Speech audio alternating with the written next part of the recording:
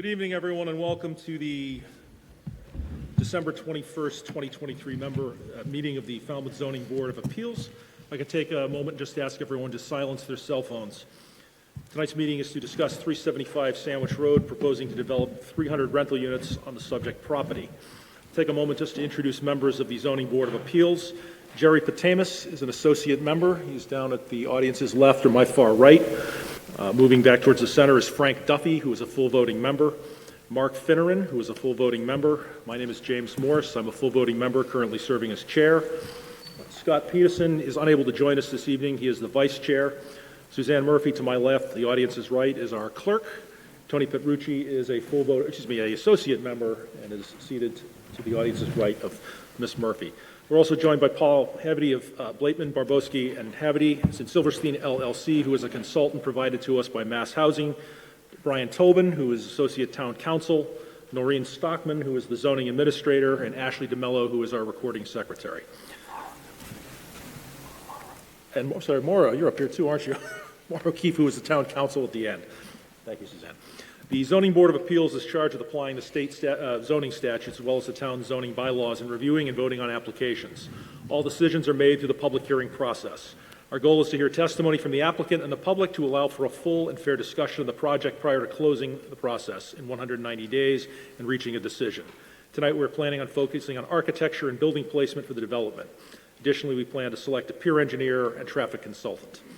To begin the hearing, the clerk will read or note new pertinent information submitted to the file. The applicant or the applicant's representatives will then make their presentation. The board will then question the applicant. Next, the public will be invited to comment.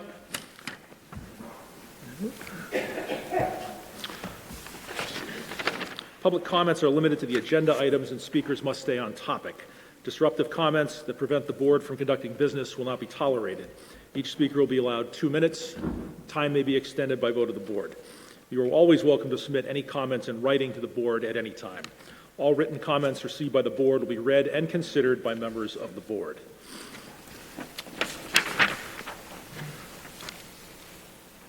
All members of the public wishing to speak should wait to be recognized by the chair. Come to the podium. Please state your name and address for the record. Please speak into the microphone. It will amplify your voice and is also provided for the benefit of FCTV viewers. The board will continue the hearing to a future date and time. Note that any Zoning Board of Appeals decision may be appealed as provided for in Mass General Law, Chapter 40, Section 8B. First up on the agenda, we have public comment. This public comment is reserved for anything that is not specifically on tonight's agenda. Does any member of the public wish to comment on something that is not on tonight's agenda regarding 375 Sandwich Road?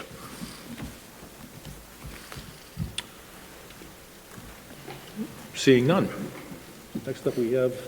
Do you have the agenda? I didn't have it in front of me. Mr. Chairman? Yes. Before we begin, I would like to motion that we continue this hearing, and I'd like to explain why. Numerous times over the past months, we've discussed the need for this board to have specialized counsel to deal with this particular application, culminating a few weeks ago in the vote that this board made.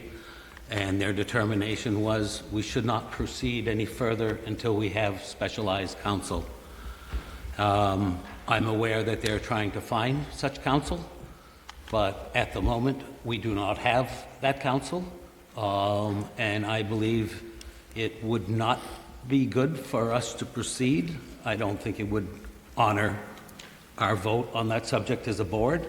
I don't think it would honor the commitment that we have to the people of this town, and especially the commitment to the people in this room and the abutters.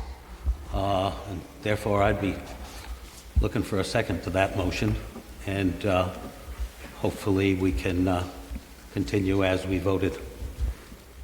So at the current, there was discussion before about the need for special town counsel in projects in general. It would be the intention of the board at a later time, when properly noticed, about the retention of special town counsel. We have been represented by town council as well as associate town council. They're both present with us. They were present with us before.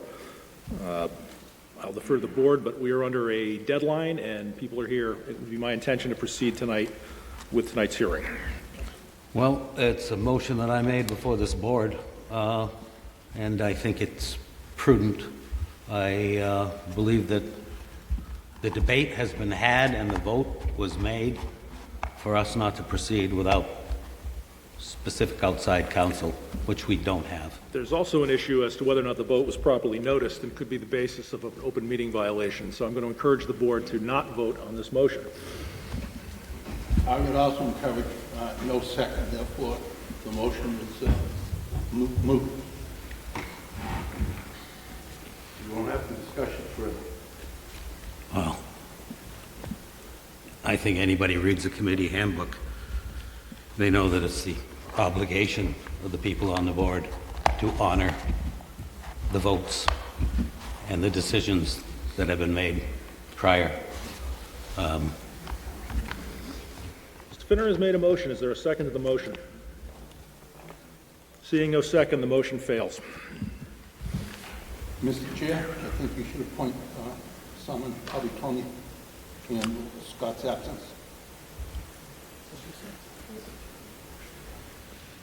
Jerry, have you activated your, you have to push the button to activate your, Do you need to appoint Tony? no, not at this time. Under the Mullen rule, Mr. Peterson will be able to continue on. He just needs to watch the video of this evening. So the appointment of an associate member at this point is not necessary. Just one note, we have a Scrivener's error on the agenda this evening. We are noticed this is a new hearing. This is a continuation of the hearing that previously opened. So, for the applicant, good evening.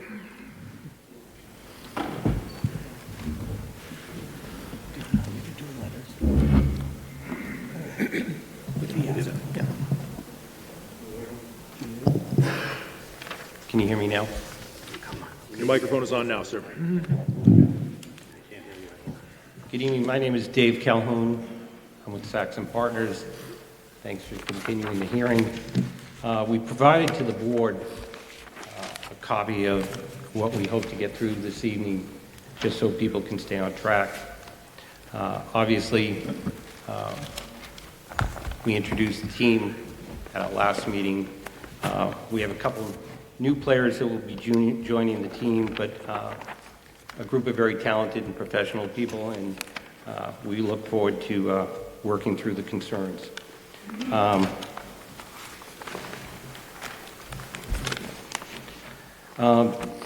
This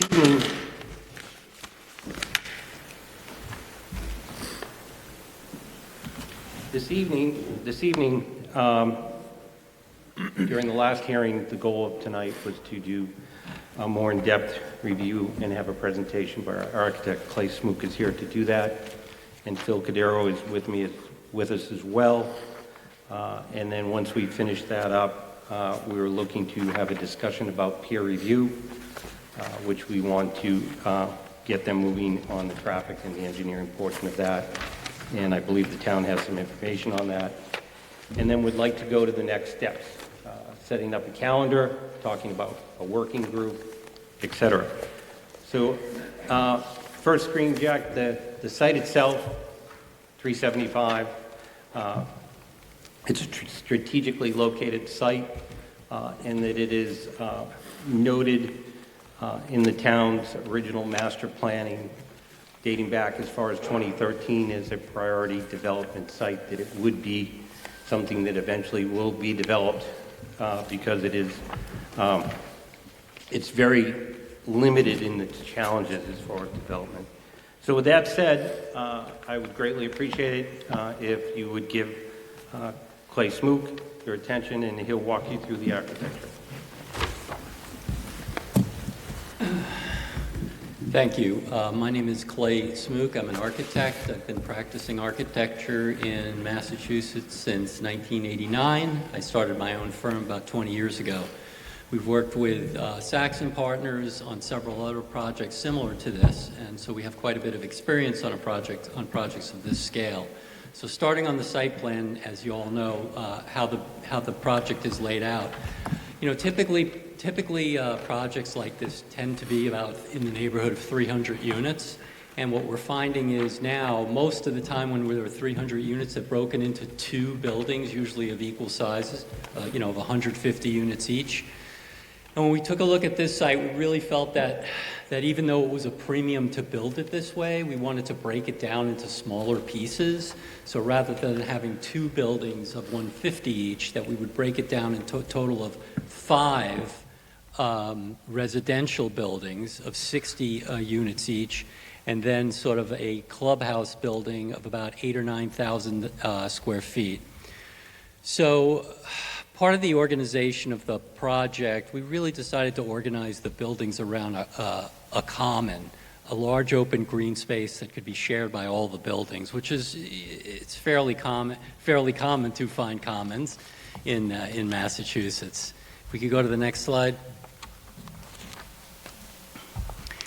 So when we sort of zoom in on the project, like I was saying, we have at the head of the project, as you come down the new access way and come around, the first thing you'll see is a sort of a 1.5-story clubhouse, and this is an amenity building, and we'll show you some images of what the exterior looks like as well as the interior, obviously for the residents.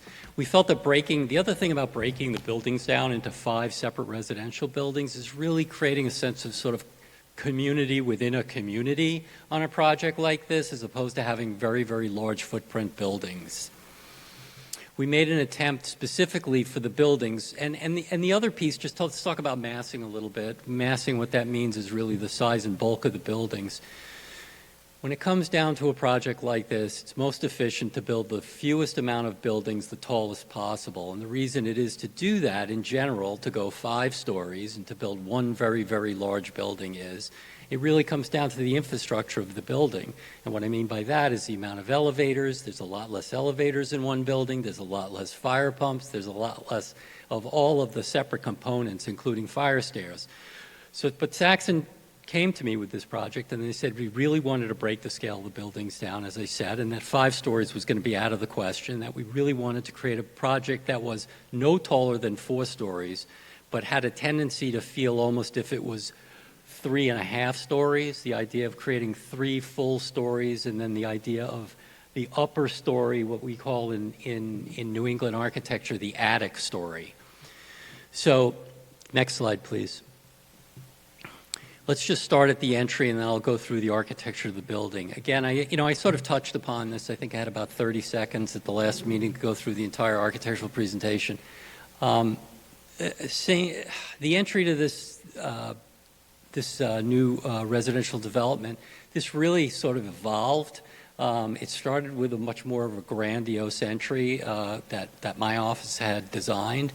And when we really started to look at sort of entries to developments within the Cape, what we found is they tend to be understated, and it should be less about the architecture, the brick and mortar, and a little bit more about the landscape. So what we decided to do was really just put a sort of a modest sign and then work with landscape architects to bring in indigenous plantings, blue hydrangeas, plantings that'll look good in all sorts of different seasons, ornamental grasses, as well as other landscape elements like split rail fences to sort of create an understated entry to the development. Next. So again, the first sort of building that one is going to come upon in the development is, of course, the clubhouse, and we wanted to model this sort of after the grand homes that we'll find dotting the New England coastline. This is actually up on the top left-hand corner, a gambrel style inn that we found that's actually in the New England coast. And there are so many buildings like this on the Cape. We just happened to found that this picture was very, very provocative and became the touchstone for our project.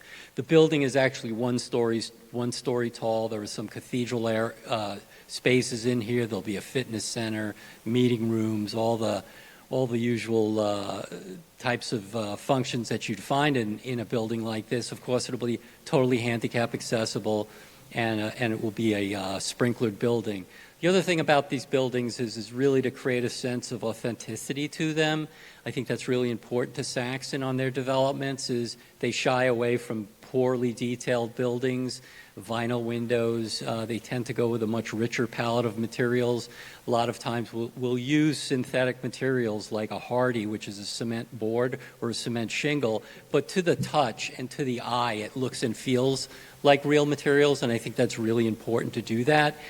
The reason we go with synthetics, obviously, is it holds paint very well. It'll hold paint for 20 years, no insect damage. It just makes sense in such a rigorous environment with salt air.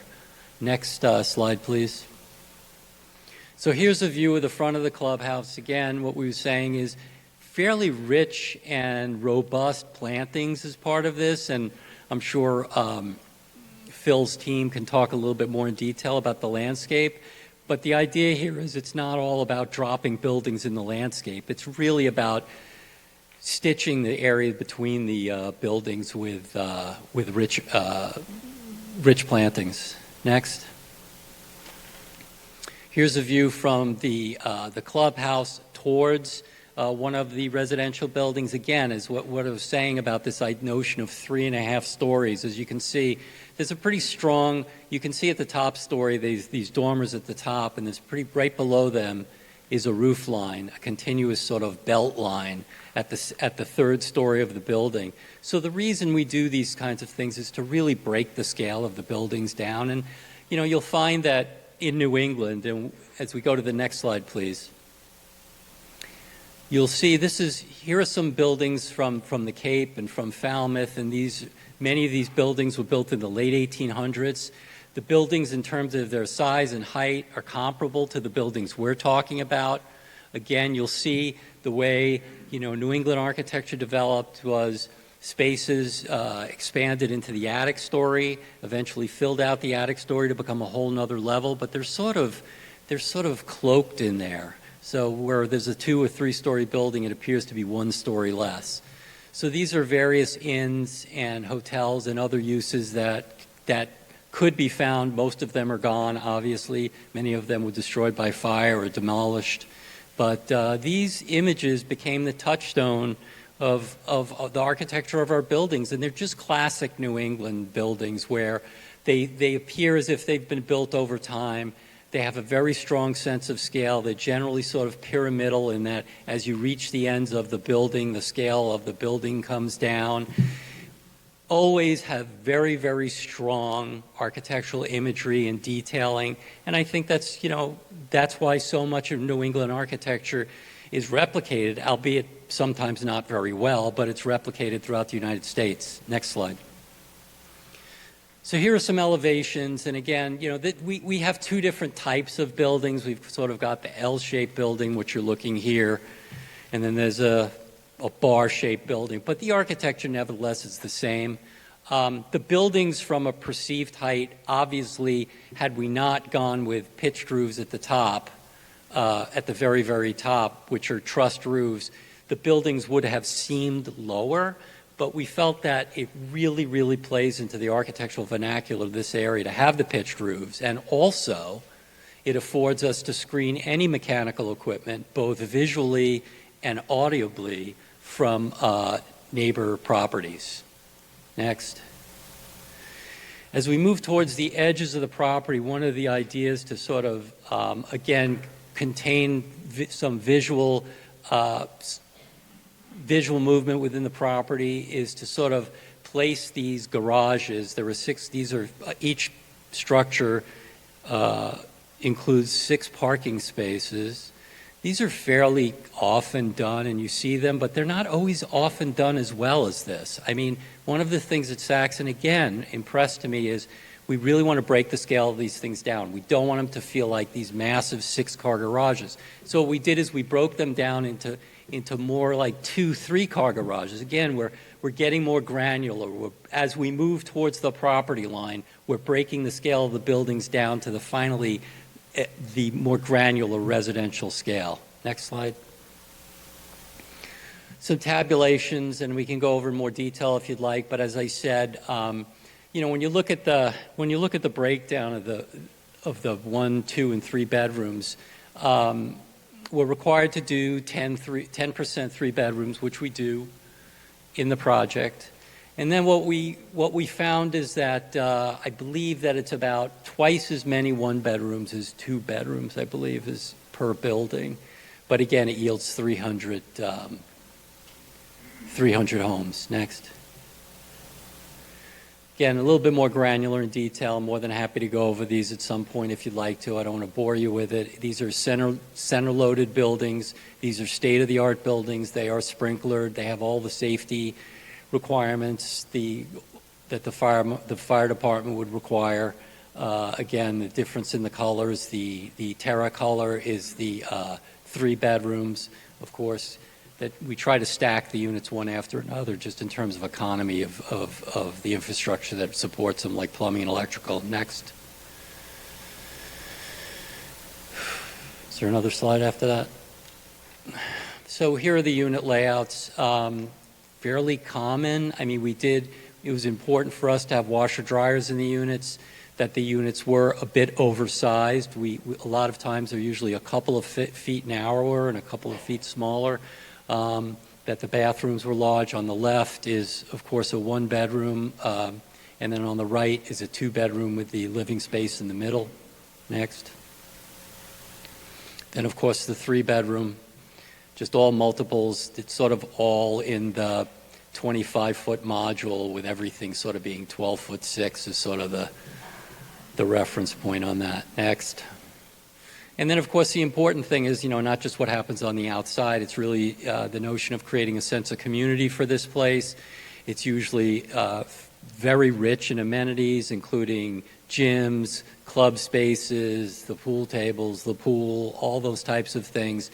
And, of course, the other amenity that's so important in all the scale neighborhoods we're doing now, even the small scale neighborhoods, is outdoor spaces and dog runs and dog parks. It seems like everywhere you go, everybody has a dog these days.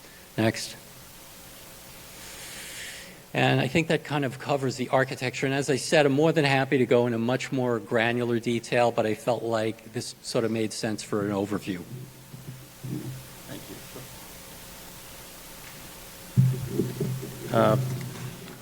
Trying to keep things a little bit quicker tonight.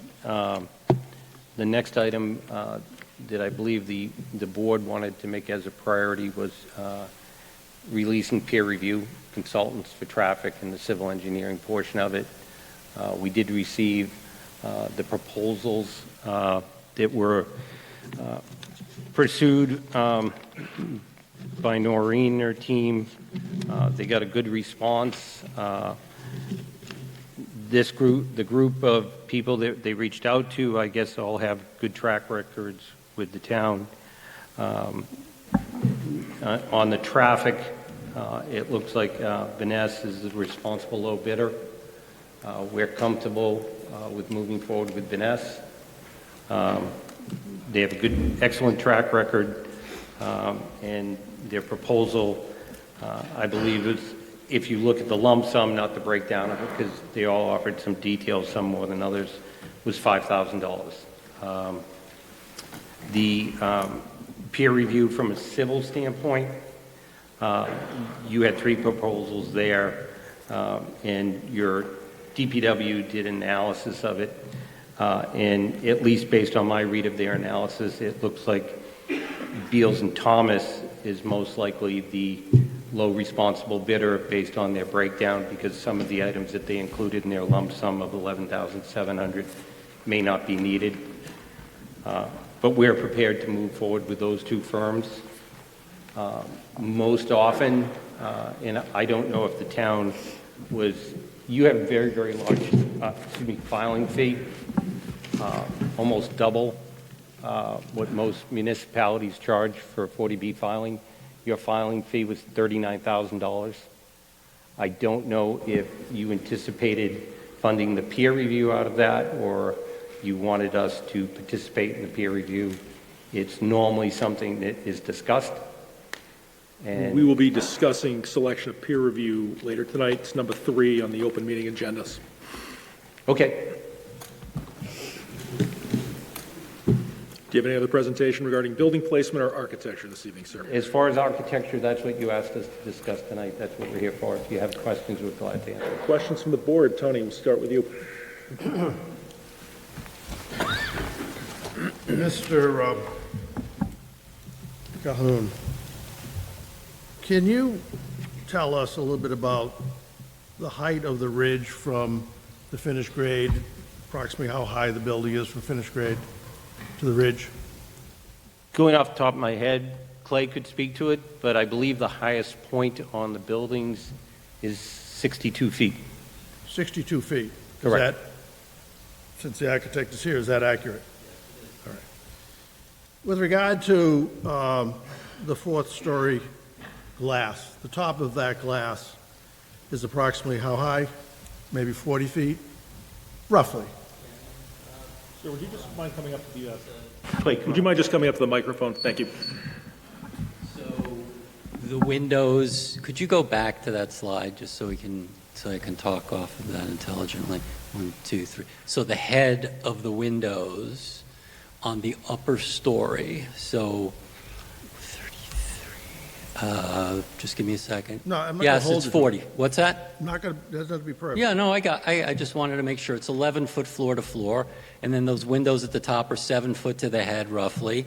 So you've got 33 and 7 is 40. So about 40 feet. What, you folks have taken time to look at the surrounding neighborhoods. What would you say the average height of the homes are in the surrounding neighborhoods? Roughly 2.5 stories. They're all splits and capes, am I correct? Right. They tend to be, those tend to be to the peak. I'm going to say 2.5 stories. They're fairly low-pitched roofs. They don't tend to be very high, so they're generally between 25 and 30 feet. Exactly, exactly. I noticed that along some of the streets, I've seen at least 5 pools and backyards. So when I see, I want to be careful with this, when I see garages used as screening for a 62-foot building, where the glass, the header of the glass on the fourth floor is 40 feet, all of the people that surround this are going to have somebody peering into their backyards. Wait, let me just finish for a minute. And then let's disagree with that. This plan effectively uses, well, I don't think effectively, but this is, it's proposed that this plan will use the garages as screening from abutting properties. They're roughly 18 feet tall. So what I need to ask, if it's all right, is how can you do a better job in laying out these buildings, I think as the select board might have wanted to be done, where we can pull them further away from the surrounding neighborhoods, where the neighborhood's not going to have people peering in from the fourth story, which is going to happen all the time. All your living area in these units is right there. How can we, and natural vegetation isn't going to do it 100%. Can we consider beginning to move these buildings in a little bit and doing something better with the screening?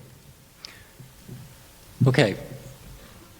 If everything was compressed into a coplanar area, if I took the 28-foot house and I took the garage and I took the 60 and I made a BLT sandwich out of it, I would agree with you, that's an issue. The difference is that the buildings are actually very, very far from the neighbor homes. So we can, I'll give you just a generalization of this, and then we could go property by property at some point, and that drawing was prepared by others. So what I want to say in a global sense is that the buildings, first of all, from the property line, the 4-story buildings from the property line, at the closest points, they're 80 or 90 feet, but they tend to be north of 100 to 110 feet. That's from the property line, but those buildings from the face of those 28-foot Cape homes tend to be north of 150 feet.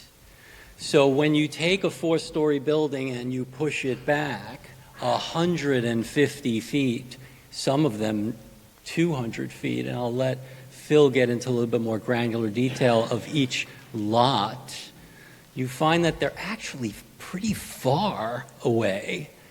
And that, in addition to that, I don't want to underscore the importance of the mature vegetation that Saxon is committed to putting in along those perimeters. So we can say, okay, those are only going to do so much. But I think that just the reality of perspective, it warrants thinking about it a little differently. But I follow what you're coming from, and that's one of the reasons we created a perimeter road and pushed all the buildings. Those buildings are separated. Now let's talk about the space between our buildings. When you look at that, it's almost a pie shape, a very subtle pie shape, open space, common. At the narrow point, I think it's about 80 feet, and I think it widens up to about 120 to 140 feet. So the spaces between our buildings are 80 to 140. The spaces between our buildings and adjacent buildings generally are between 150 and 200 feet. So I just wanted to address that point. Mr. Chairman, may I ask another question? Mr. Smoot, so given that distance on a horizontal plane, by the time you get to that fourth story, is there any chance that we could see what that angle would be from the fourth story above the garages? I think that, I think we have to consider that this is a tremendous intrusion into this neighborhood. There's no question about it. As wonderfully as the buildings look and design. But I think that we need to see, or I don't know about the rest, but I'd like to see where that angle is along the horizontal plane, the vertical and horizontal plane to how does that fourth story window actually do this? And when I was talking about pushing the buildings in, I wasn't talking about the 15 acres. I'm talking about 38 acres where we can move things. I understand that, but I want you to hear what I would like to see you do. And I think that most everybody else would like to see you do. And I understand the issues involved with that. But I do believe we need to take care of the community. You are going to become part of this community. And I won't make a speech, Mr. Chairman. But you're part of this community if you're going to do this. And I think we have to consider everybody's, how they're going to live, Mr. Calhoun. I appreciate everything you've said. Thank you. Sure. Suzanne? If it's okay, I'd like Phil Cordero to just give you, because a lot of the angst in this room is in how close things are to their property. Some people have shown up and have said, we have buildings 10 feet away. We have pavement 10 feet away. We have things that are 20 feet away. And what I would like to have Phil just quickly do after that last meeting, we came up with a plan that shows you how far we are from the property line, how far we are from a home, so people can actually look at the plan and get comfortable that it's not 10 feet. And a lot of the misconception, nobody ever thought, if you asked anybody, I asked a couple of people when we came in here tonight, they were concerned about how close we were to the property line. I asked, how close do you think the buildings are to the property line? 40 feet. The closest piece of a residential building is 83 feet from our property line. And when you look at the property, and sometimes people ask about the question about why we put it back there. It's the best land. And actually, when you go to the neighborhood behind us, that was a planned development. And when they developed those homes, they actually put, as part of the homeowners association, a 20-foot buffer that's behind their property line. So when somebody says we're 10 feet from their house, it's literally impossible on the back. And we're working on these things. And this is, I believe you, sir, were the one that suggested talking about a working group. That's the type of thing we're looking to hopefully get approved tonight. But let Phil walk through, clarify some of the setbacks, and we can go back to any architectural questions. Good evening, Phil Cordero from Allen and Major Associates, practicing civil engineer with an office out of Lakeville, Mass. I'll be very brief this evening. I just wanted to, given the context to the question that was asked, I just would want to weigh in a little bit from the site design perspective, certainly not referencing anything associated with views, building massings, anything of that like, but I wanted to talk about the site plan design that's on there. Mr. Smook did a great presentation telling you how our layout came to be relative to the common core that we were looking to do. And when we're doing a common core around these buildings, it essentially pushes our necessary infrastructure to the outer perimeter. That outer perimeter is the parking. It's where the cars are coming in and out, where the pedestrians, our residents, are coming in and out as they're walking back and forth to the buildings. That creates the noise center, if you will, to the development, the headlight glare coming in. So the parking garages that are around the perimeter seek to screen that activity, that noise, that visual intrusion. The ground level, that's what those garages will really be most beneficial to do. I would never suggest from a site design perspective that an 18-foot tall garage screens a 62-foot tall building. However, Mr. Smook's comments regarding distances, that certainly creates visual planes that help reduce the scale of the buildings. But what I would want to point out to the board is, as we were going through the design, as we were tasked from a site planning perspective to bring forth this particular vision of the site design here, we had elements that we needed to take into effect as we were looking at the site. So Mr. Smook, Mr. Calhoun, they put forth some dimensional numbers. So I'm going to regurgitate to you those very, very quickly, which is from the corner of this building in the northeast to the property line, to our property line. That setback distance is 83 feet plus or minus. So there's a few decimal points in there. The lower corner, based on the angle of the property, 132. As I come around to this building, it's 96 feet from this closest corner to the property line, and coming around to here, it's 96.8. And I'm selectively choosing those three buildings because those are the two property lines that have our abutters, the folks that are most visually impacted by intrusion, as the member had pointed out.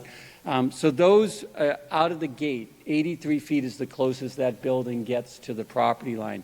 The garages are in no case closer than 10 feet. They generally average 12 to 13 feet from the property line. And those numbers may sound very near to the property line, and they may sound shocking to some of the residents that abut the project. But for context, where we got that guidance is from the zoning bylaw, is that minimum setbacks for structures that are in excess of 100 square feet in all districts is 10 feet. So the garages that are 12 feet away would be code compliant in any district here in town. The multifamily buildings, same section, multifamily dwellings, commercial accommodations exceeding 2 1/2 stories, the minimum side setback shall be the building height. So Mr. Smook had pointed out that to the peak, it's 62 feet.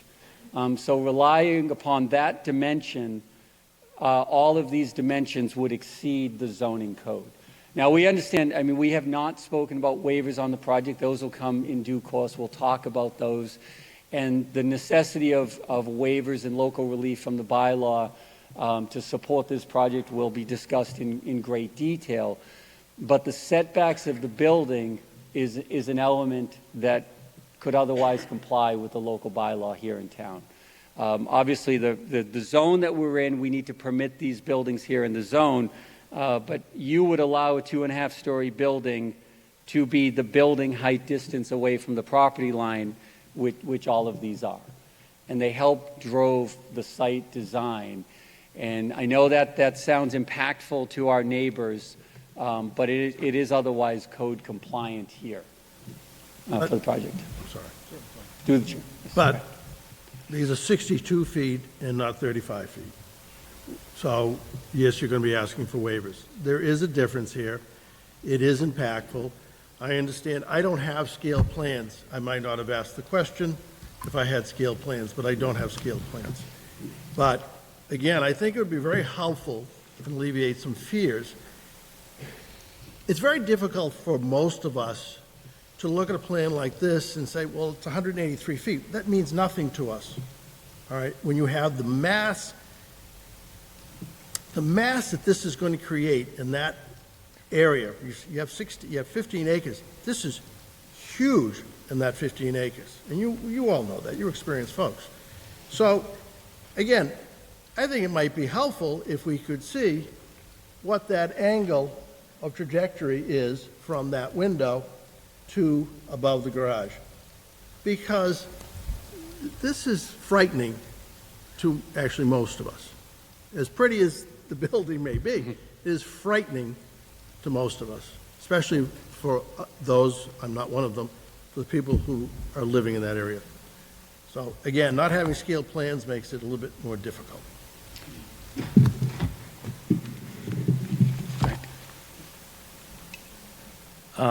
I believe if we submitted scaled plans to the ZBA, we actually provided reduced size copies for all the board members, all the departments. We also provided an electronic copy, and there's also a full regular conventional size set of plans on file at the zoning board office that you can look at, but we actually had extra hard copies made for all your members. I don't know if you all received them.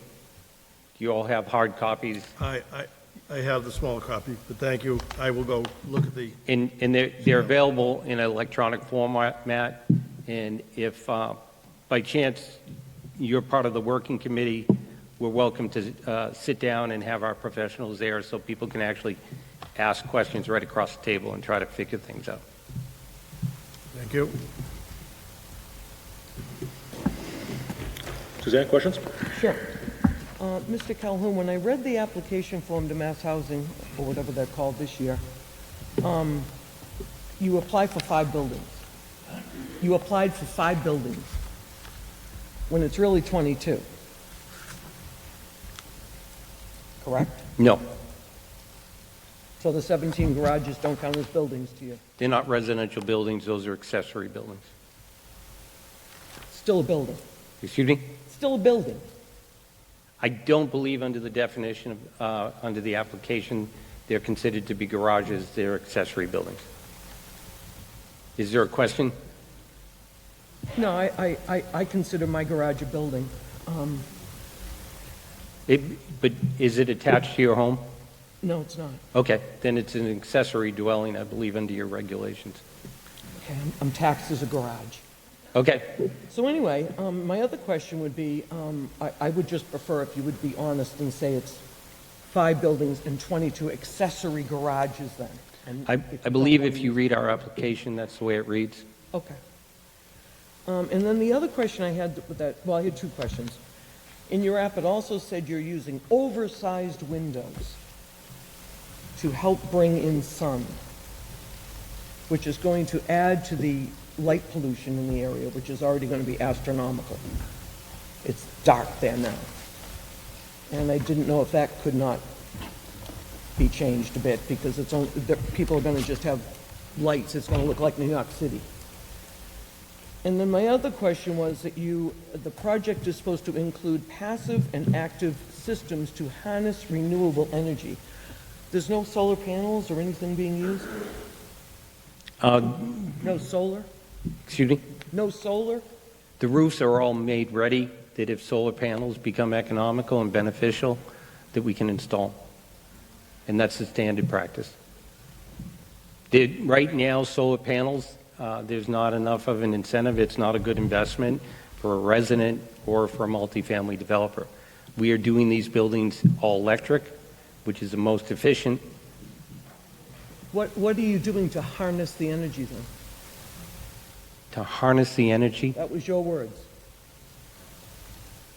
Could you read that back, please? And where did you find that? Project states, project will include passive and active systems to harness renewable energy. Well, number one, passive is obviously the bigger windows allows more light. And we're finding that most people in apartments embrace a bigger window as far as harnessing and doing renewable things. We are going to be exceeding your stretch code. We're also going to be doing, most likely exceeding your EV vehicle requirements. We're also looking at, and it's still down the road, but we're looking at the ability to possibly do reuse water. That's all I have for now, thank you. Mr. Fitterer. On the other half of the question, that passive and active, what's the active part? I'm sorry, Mark, just turn the mic on. Apologize. As she read to you, you mentioned passive and active. What's the active part? The The passive is the large windows. What's the active part? The active part would be the reuse of water in a private on-site wastewater treatment system, as well as using the most energy-efficient components, as well as building in the sense of making them super efficient as far as insulation, sound, some of the other active steps that are not, quote, energy efficient, but are well received, is by doing this design and providing fully elevated buildings, it makes all of the property fully accessible, regardless of your condition. It also makes the apartments very appealing to people that want to either downsize or people that are not comfortable with stairs. So a lot of people come back and say, go build your building in a garden style, 1-story or 2-story. You'll find that those buildings are, number one, not safe. They're not energy efficient. It's not a great feeling when you get home and you have to walk upstairs and then you have to walk down an open, elevated, whatever you want to call it, deck to get to your apartment. People like to be in the interior corridor, air-conditioned, heat-controlled, to get to their apartments, and the elevators are a big issue. It's a really giant thing that people embrace. I don't know how much that touches on the active, but to continue with the design, I'm 40 years or so out of engineering school, but we used to the old-fashioned way do projections, and I think it would still be called projections. Now it's all, they probably don't even call it CAD/CAM anymore, but computer-aided design. So it would be very cheap and quite easy for you to show us some drawings, line-of-sight drawings from a random number of these neighborhoods, looking up at the 62 feet height, and also projections of the people in their units looking down into these people's swimming pools and windows, just to give us an idea of what that's like. That's really, I don't think that's too much of a...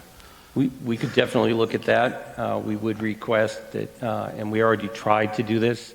One of the abutters who was very concerned about that, we met with him. We offered to have our engineers and landscapers take a photo record from his side, and then create drawings and create a screening plan. We have not had a return phone call. We have not been able to do that. We would be happy to do that in a few...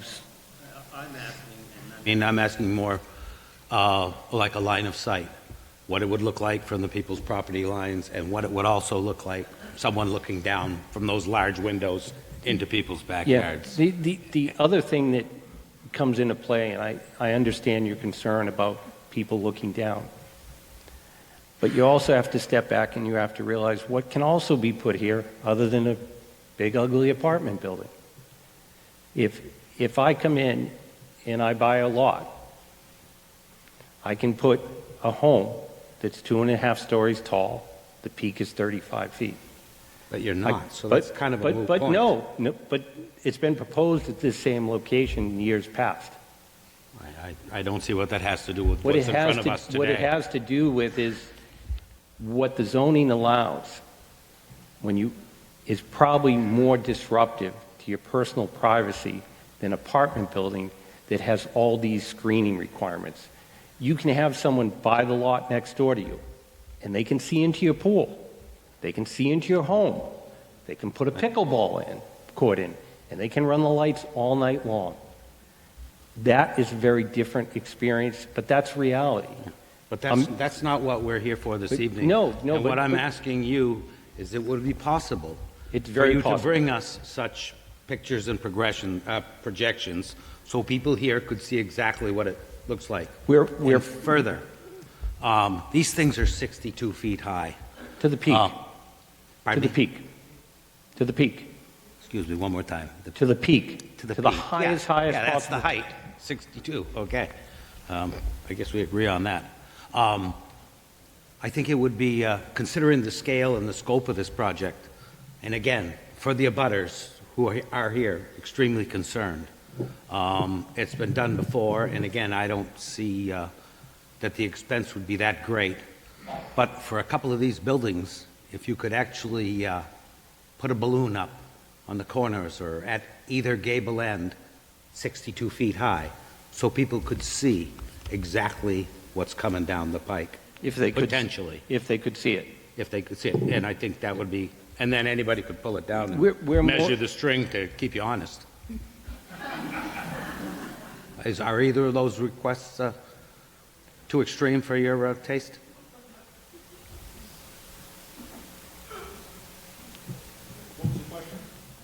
It was First whether or off, not if you give us the projections, if so what something would we was- look like from the property line to the building? the And the question second was... was it too excuse me, now extreme my to my questions. taste? And Too the extreme second to was, taste. if they could simply, I've seen it done before, fly a balloon, I mean, you can take it down and stake it to the ground, so the people in the neighborhood and the abutters could have an appreciation for what 62 feet high looks like. Again, I don't see where the cost would be that difficult.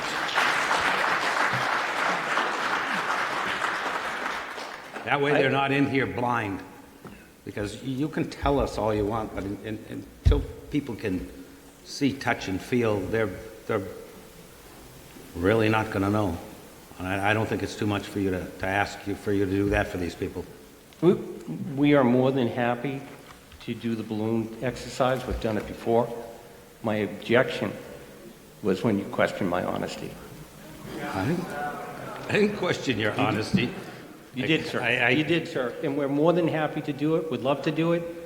But also, we've gone through great effort to try to do this. And the question that we asked is, okay, you want to see it from our side. For us to best model this, is it okay if we come over to your house and understand what you're talking about and incorporate that into a model? We did that. We met. We were supposed to meet with the gentleman. I personally called 3 times. Our civil engineer is here, called him 3 times. I asked at the last hearing if we could come and do it, and we were refused. We're more than happy, Mark, we're more than happy to do your balloon test. We'll even do it on a calm day so it doesn't blow and you don't challenge the height. Fair enough? The wind won't blow the next day, and they should be good for a week. But I mean, I don't see where you need anyone's permission to take what you have here, and I'm sure your architect can make the projections that I'm asking for in living color, if you prefer, so everybody in this room can actually appreciate what we're dealing with. I think it would be prudent on your part to move us further down the road. If you want a section done, we can do that. Thanks. That's all I have at the present moment. I'm just going to follow up with one. Speaking to Mr. Finneran's question, was a shade study done at all? That's kind of a strange item to ask for. We do them often. It's A closely, shade- it is a shade- done fairly frequently by this board. I think I can let Phil speak to that, but a shade study in this situation, Generally, they can be done with computer generations, but I'll let your architect or speak to the issue. we'll do it. We'll give you a shade study. Again, I think it would be helpful for us to see what 62 feet at the ridge height might be doing to someone along Meredith Drive. We'll, 2-hour intervals or something, so everyone could appreciate how it affects them we'll at the time. we'll model a shade study. Thank you. Do you have anything else, Mark? Mark, anything else? No, not for the moment, but I'm sure I will. Frank? Mr. Calhoun, you mentioned a couple of things in your presentation I'd just like to follow up on. Sure. You mentioned that the buildings are going to be all electric, which brings up the question of utilities, water and electric. How are they going to be supplied to the tenants? Who's going to pay for them? How are you going to deal with that? All utilities in modern apartment buildings are separately metered. So every single tenant gets a reading, will get a report on their water, they'll get a electric bill, and it's all separately metered. It's not a common system. They're all individual systems with separate metering, and we're finding that they're super efficient. The biggest problem you'll find in apartment buildings today is they're so tight. You need to figure out ways to get more air in. So it's not the old conventional building where you have one master boiler, and every tenant has to guess at what their heating bill, their air conditioning bill. But these will be all electric, and they will be fully air conditioned and heated electrically. Okay, that's true for water also? Water will be separately metered as well. Okay, and that's an additional charge they'll have to pay for in addition to the rent? Yes. Okay. All your utilities run that way. Fine. There was a mention during the presentation about laundry, which I didn't quite understand, but my experience has been this is some amenity that people really prize in apartments, and how is that being handled? What our practice is we do full-size washer and dryers in all apartments. So no one has to carry their laundry down to a common area laundry room. And you're absolutely right. People come in and all of a sudden they're expecting to see an undersized stackable, and they see full-size appliances in a laundry room. And if you look at the plans, and I believe you have a copy of them, you'll see the laundry rooms. But it's a full-blown washer dryer. Now, will the laundry facilities be in all the affordable units as well? Yes, and thanks for bringing that up. A lot of people look at the old affordable requirements. And not too long ago, it used to be that an affordable unit you only had to go to a certain standard so that from the exterior, you could not tell it apart. The regulations have improved, and now you can't tell an affordable apartment from a market rate apartment. There is absolutely no difference. Not a washer dryer, not a countertop, not a floor, not a door hinge. They're all identical. And it's been a great improvement because, why shouldn't everybody have best quality? So that would include the other appliances such as stove and refrigerator? Every single item within that apartment, stoves, microwaves, every single appliance, your sink. I mean, you can't go putting a farmer's sink in a market rate and put something of lesser quality. If you put a farmer's sink in the market rate, farmer's sink goes in the affordable. And if you look at the square footages of our apartments, you'll see that they're big apartments. And every single apartment are the same size as far as affordable market.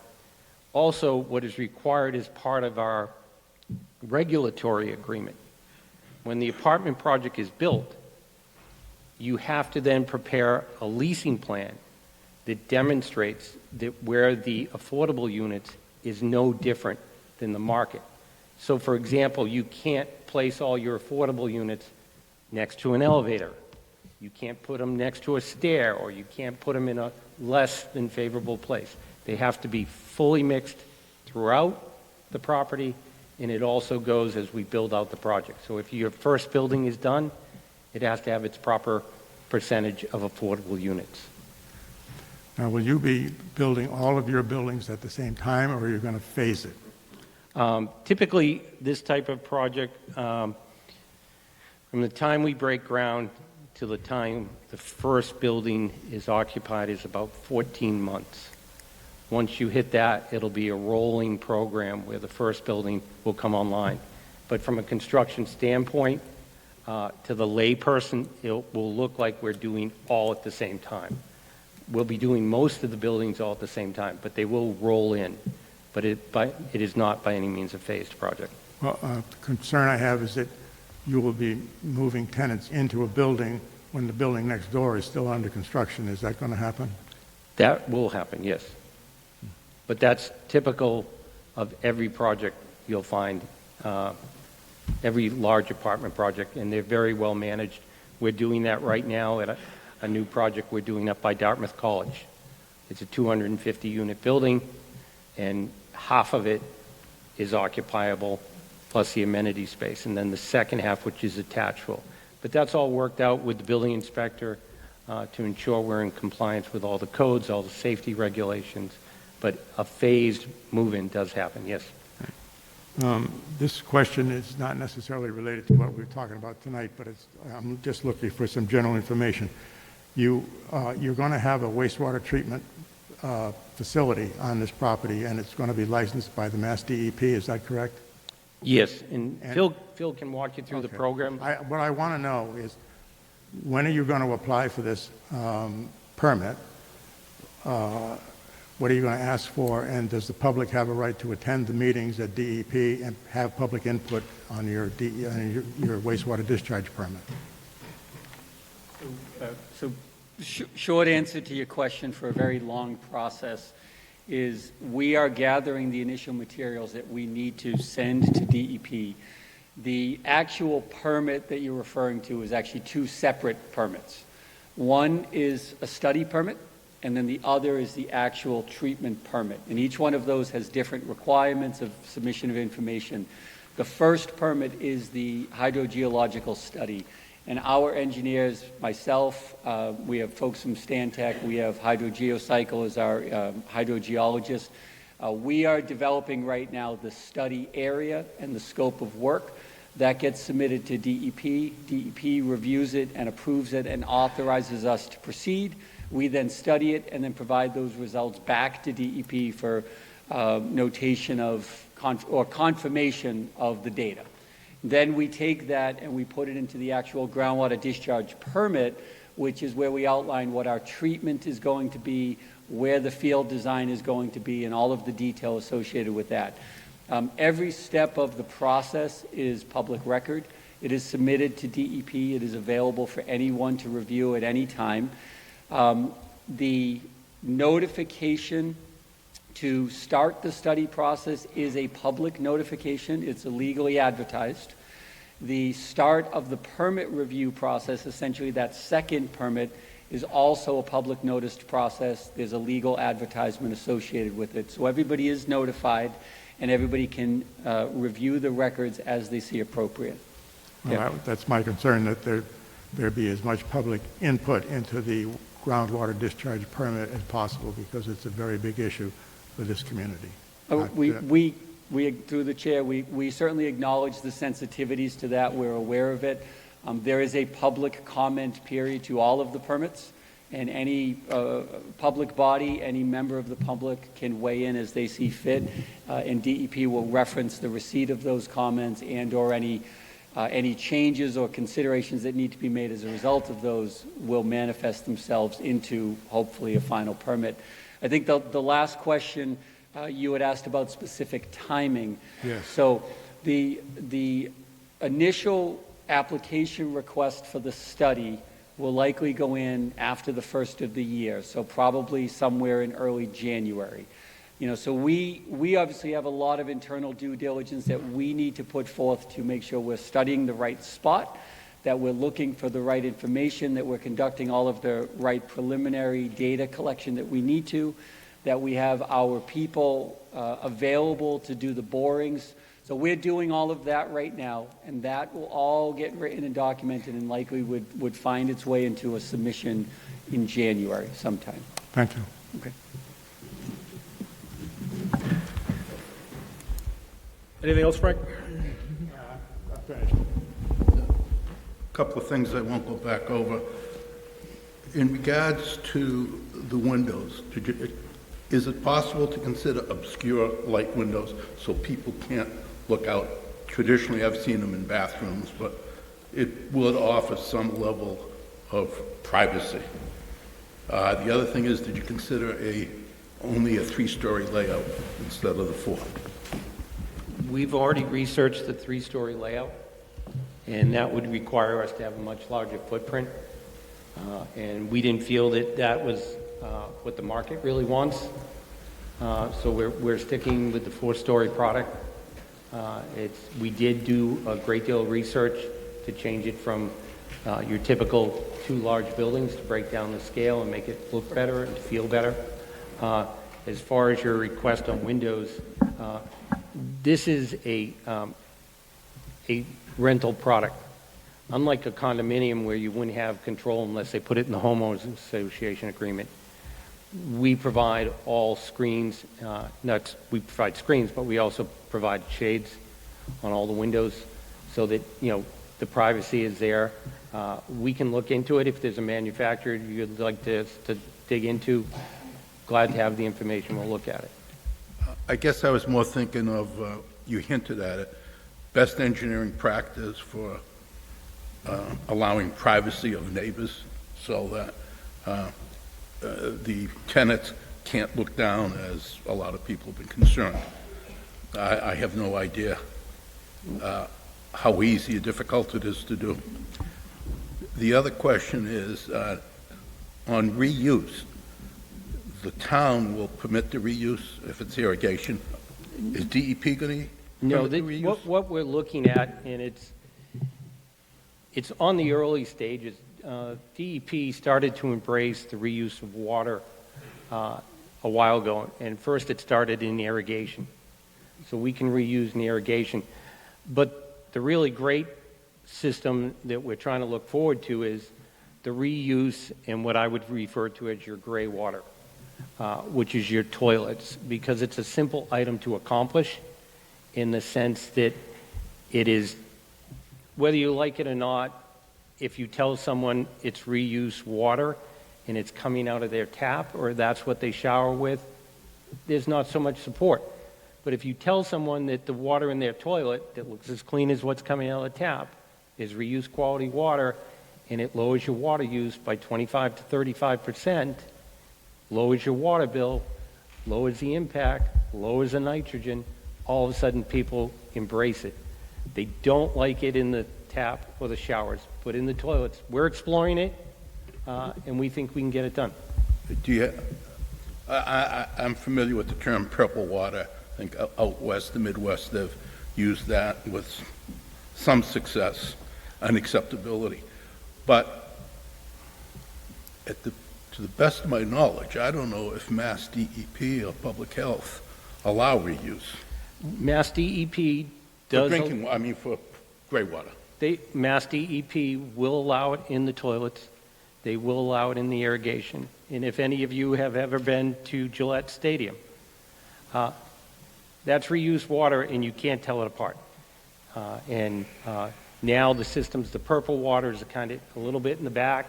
The systems that allow you to polish the water, as they say, to make it crystal clear, are all available. And it's something we can do. And we just look at the water savings, and we saw all the demonstrations on the urine reuse program. And we can't do urine reuse. It just doesn't work for our system, but it's a great effort in certain locations. But we can pursue reuse of the water, and we're going to try. Thank you. That's all I have. I think we have a lot to cover in work sessions later. There's a lot of detail that is going to have to come up. You indicated that the mechanicals are going to be screened. Can you just note approximately where the mechanicals are going to be located and how you're going to be screening them? Phil? Clay, you want to do that, or you want? I think do you have a pointer?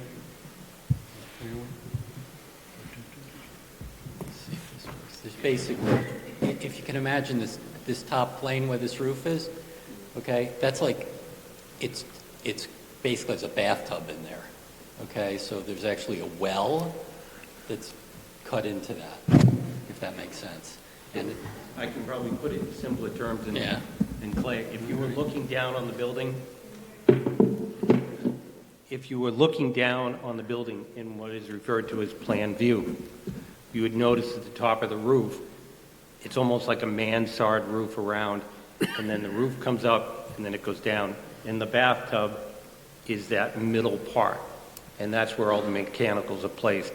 And that was an issue that was brought up before we filed anything, and that one of the abutters raised a concern about, are we going to be able to see and hear your mechanical systems? Because I think a lot of people think of the old school mechanical equipments which when they kick on, you can hear that breaker throughout the neighborhood. But the new systems, you can't even hear them move practically. So, but putting them in the bathtub gives us even more screening and quiet. Mr. Matemus breached the issue about four-story buildings. So your testimony is that you're not willing to reduce down to three and have more buildings, lower ridge height. We could go to a lower ridge height and we could change the look, and we could go to a very contemporary looking building and it'd be more cost effective for us, but it wouldn't look as good in this location. It would look great, but it would have a more contemporary feel. Because when you do a flat roof, you're typically sitting at about 42, 43, maybe as high as 48, 42. Yeah, but then you put your mechanicals up there, and then you're allowed to put a roof screen up. So now you're sitting up at 50 feet anyways. Whereas doing the pitched roofs, it's more expensive, but it would give a better look and more privacy for those mechanical units. But you're opposed to a greater number of buildings capping at 3 stories plus mechanicals. The 3-story really is not something the market's looking to embrace. The market is looking for a 4-story product with elevators. And would you be, it just seems that there's a significant amount of land available, and it just seems that if this particular cluster was slightly realigned, shifted to I guess it would be the northwest, it would relieve, I think, a lot of concerns from abutters. You control the property to the north, I'll call it the sand pit. You would have no objections from there. It just seems that if you then realign Building 5, switched it with the clubhouse, the impact of use for the abutters down in the south, the end of Meredith Drive, as well as those on Harris Hill Road, having a clubhouse building at 2 stories as opposed to an apartment building at 4 plus, I think that would alleviate a lot of issues. Just kind of shifting everything towards the center of the existing property, I think would alleviate a lot of the issues. Is this something you'd be willing to entertain? the gravel pit is not part of this application. Okay. But we are willing to entertain in a working session, hopefully figure out, can we tweak this? Maybe we don't have a common in the middle. Maybe it's not 120 feet at one end. Maybe it becomes 110 or 105. I think a woman who was here at the last hearing, she said, if you can't do 50 feet, can you do 40? Can you do 30? And we can tweak it with some cooperation and some guidance. We can bring the buildings closer together. Moving the building to the west is not really a good option because we just start picking up more abutters. And you might satisfy someone in the rear, but you're aggravating somebody to the west. But we would be able to look at how we can move the buildings around a little bit. We started doing that. One of the abutters raised the issue that they were concerned, but they didn't have all the information on how far away the building always was. But yeah, we can. That's one of the things we hope to do in a work session is to see, okay, if we move this building, we bring this in a little bit, we bring that in a little bit, can we create some more space? That's what we'd like to do in a working session. And obviously the working sessions are usually just with 1 or 2 members of the board. And they're very straightforward. People throw ideas on the table. They air things out. It's a super productive format. And we'd embrace doing that, and we could do that without having to come here and tie up your nights, but you could get a lot of feedback, and it can be very productive. Is the clubhouse going to be just restricted for residents, or is it going to be commercially available to the public? No, we're not trying to turn this into a Mr. Cod and do. I did get to see your hearing the other night, and no, there is no commercial use of the building. There's no outside use of the building. It's strictly for the residents.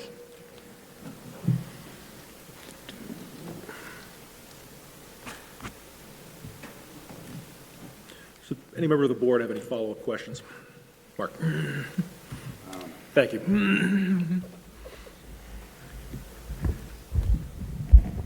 Initially, we heard this project was going to be 900 units, and then we heard it was going to be 600 units, and then you told us it was only going to be 300 units. What number of units do you actually have in mind? Exactly what the application shows. We are doing 300 units, and to give you a little bit of color, when we first met with the Chamber of Commerce, Affordable Housing Committee, some of the different departments, it was crystal clear. And then you watch the video that the town produced on housing and what a crisis it is. And I know a lot of people stepped up to us and said, can you do more? Can you do more? I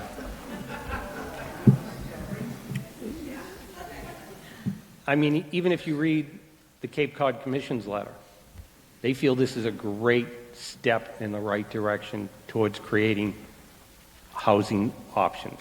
And they're not just talking about affordable market or the missing middle. Inventory choices.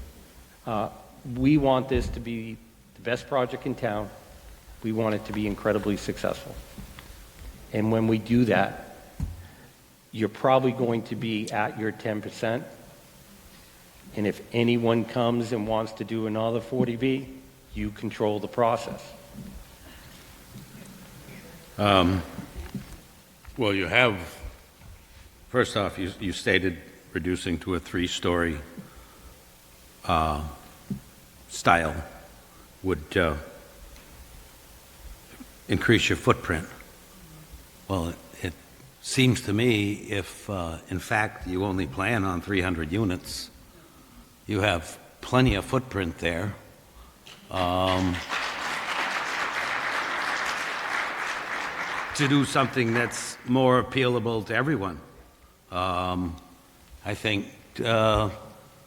something narrower down the middle, so to speak, using a greater portion, footprint if you prefer, of this would be more palatable for, I think, almost everyone, and then it would ensure us that 300 units is the maximum.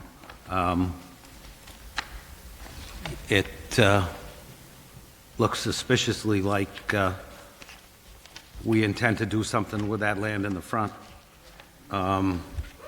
afterwards. And I really don't think any logical person can deny that.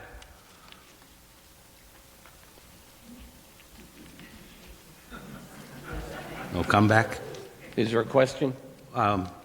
Yeah, why can't you reduce them to 3 stories and use some of that other land instead of potentially building 600 or 900 units? I mean, 369, goose drank wine. I mean, what's going on here? The market and the quality level that we deliver at is not a 3-story product. You can go across the country, Well, Let me answer your question. Certainly. You can go across the country, and when you look at markets, and you look at a 3-story walk-up, they don't hold their value.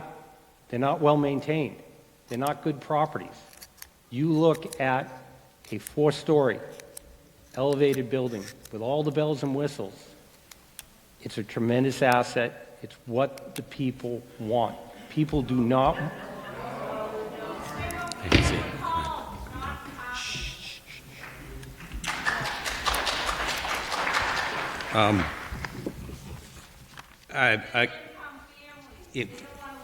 Please. Madam, please, thank you. Thank you, ma'am. I still don't understand why we're not using this land in the front, and I can come up with several scenarios that I really don't like the looks of. Which would be? Which would be another 300 going out in front closer to Sandwich Road. The public is going to have opportunity to comment. Thank you. To clarify, and the current zoning, other than through a 40B, allows single-family. The commercial gravel pit is a commercial gravel pit with grandfathered status, which I believe may still even have some hanging litigation. But the gravel pit is not part of this application. We acquired the gravel pit, or are acquiring the gravel pit. It is under your control, though, correct? It is under our control. It's not part of this application, but It's kind of double talk, isn't it? if you let me finish, okay? And the only reason why I didn't finish was because I was interrupted. So if the chair could keep the audience, the three-story product is not what we're going to produce. It is not investment ready. It's not bankable. It's not what people want. And when you say that everyone is against this, I didn't say that.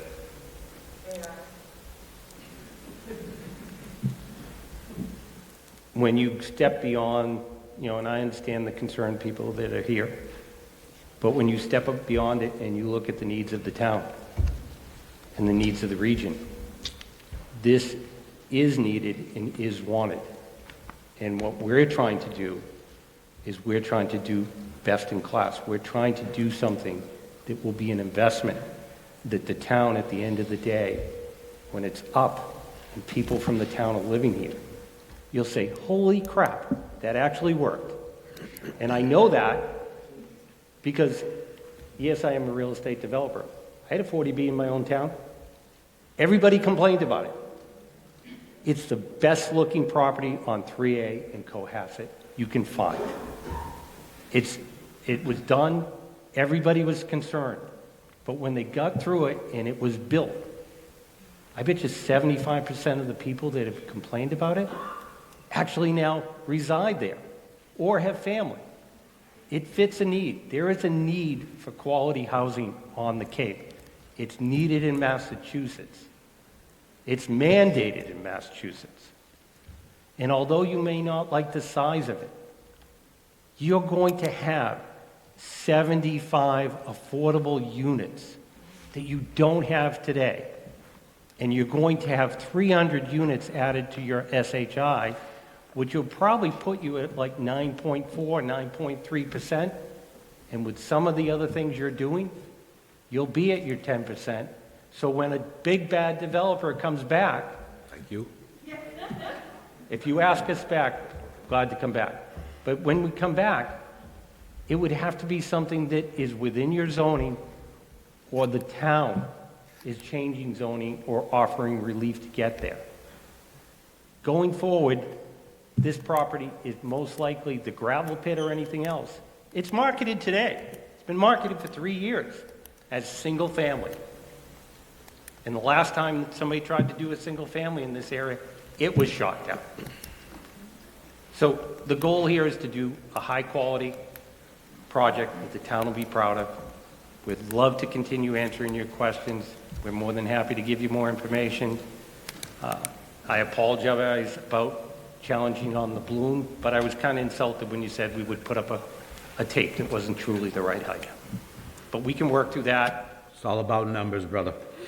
Yeah, glad to have it. I got two more for you, speaking of more. numbers. You have control of the gravel pit. What's your intention? And I catch a lot of crap about this. We hope it will be developed in the future into something.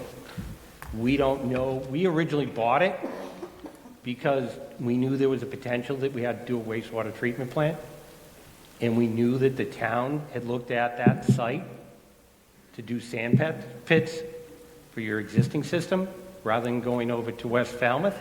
They had looked at this, they had looked at the Augusta property, I forget the other property you looked at. But you had title problems with those, and that some of the land, I believe, was donated so it couldn't be used for a wastewater facility.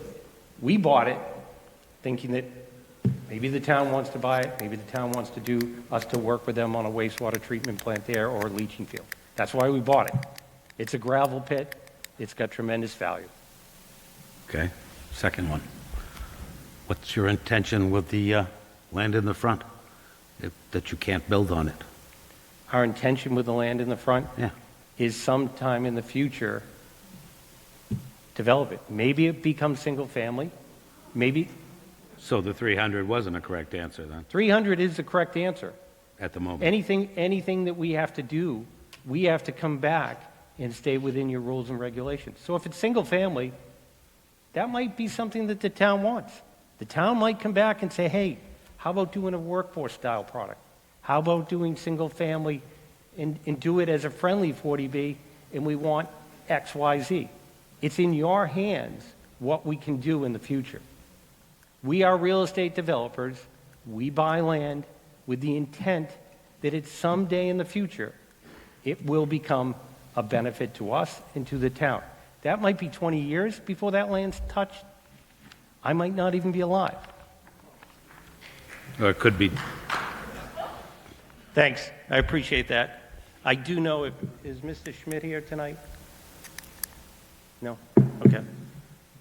He established me as the most hated man in the room, so when you applaud for my death, I'm okay.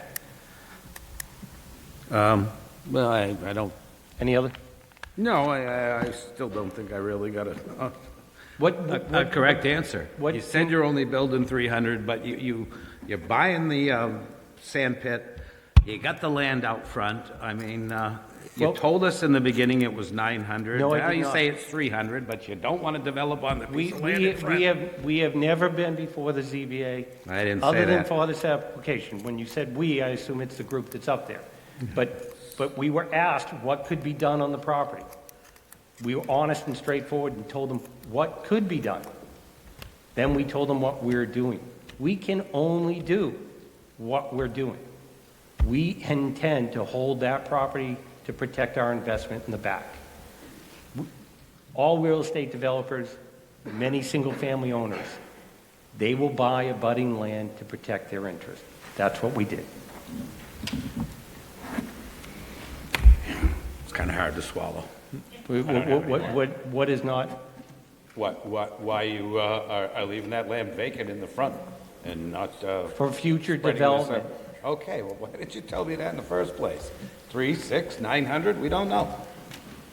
We can't do 3, 6, 900 unless the town specifically asked us and gave zoning relief to do it. So unless the town asks us to do something, that's pretty much single family out there, or it may just remain as open space. Some guarantees would be nice. I can guarantee you that we are going to, Keep it open space? no, for now, So a temporary guarantee? No, there's no temporary We can hang our guarantee. hat on that. That's all I have. Mr. Ferrucci, you got a follow-up? Mr. Chairman, Mr. Cullen, with all of this open space that you have, and I certainly understand why, as a developer, you would protect this, your investment there. But there is a tremendous amount of land, some of which you will very likely never use. You admitted that. You might even talk to the town about other uses, maybe sell it to town. How much of this approximate 40 acres have you considered that you will donate to the town as open land? You had to think that this question is going to come up. I mean, you must have given it some consideration. Well, of the land in the application that's before the zoning board of appeals, there's no excess land to donate. Just to finish my statement, would we consider at a time in the future, if the town needed land to do something, would we agree or entertain selling off a piece to the town? Would we entertain a donation? Yes, but right now, as you said, when you're developing land, if you're fortunate enough to control as much as you can, you have a better way of controlling problems that come up. We haven't solved our wastewater yet. We may need to put it over at the gravel pit. The town may have challenges chasing the outfall. They may have challenges with that permit. They may need it. The bottom line is we control it to protect our investment, and we hope to do something in cooperation with the town. That may wind up being a ball field. that may wind up being, stay a gravel pit. We do not intend to build a pickleball court, but that's been asked. But, would we entertain donating land? There's a lot of things that we've already put on the table. I mean, we're looking to create sidewalks back to Brick Kiln Road. We're looking to work with the town on a number of items. So I think at the right time, we'll make a decision what to do with it, but we really need to hold Mr. it. Cowell, let me just one thing. I understand what you said. I probably would have said the exact same thing standing at that podium. However, as one individual on this board, I will certainly push or ask you to consider, beyond what you've just said, a donation of some amount of land to be kept as open area. Now, I understand all the issues involved, but I think that it has to be considered as part of the entire discussion. And I'll leave it at that. Okay. Go ahead, Mr. Duffy. Yeah. Mr. Calhoun, just want to follow up. When a unit is built, when a building is built and tenants move in and you're finished what is your plan for maintaining this property going forward into the future? How will that work? Who will be responsible? Will there be charges to the tenants? Is it something included in the rent? I'm very interested in knowing because you're not a local company, and I think our experience has been that local maintenance and management is a very good benefit. So how are you going to handle that? What our practice is our goal is to have on-site property manager who actually lives on the property. We offer that to the person who is our property manager. There will be a leasing company on site. That will most likely be one of the major players in the industry because they're experts in managing property. We'll go to a list and we'll get the best possible. The property is professionally managed. The property is monitored constantly for security. People in apartment buildings sometimes get a little bit of concern because there is so much security, there is so much monitoring of it. The leasing company and the management company is there to make sure the investment stays in top condition. And it's a giant investment. We will watch after it. It will be well cared for. We do not expect anything from the town.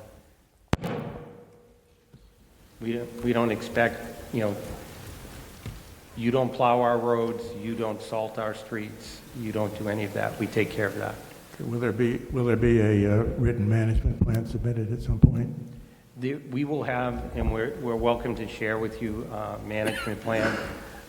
And if you'd like, we can make arrangements so you can go and meet one of our management teams.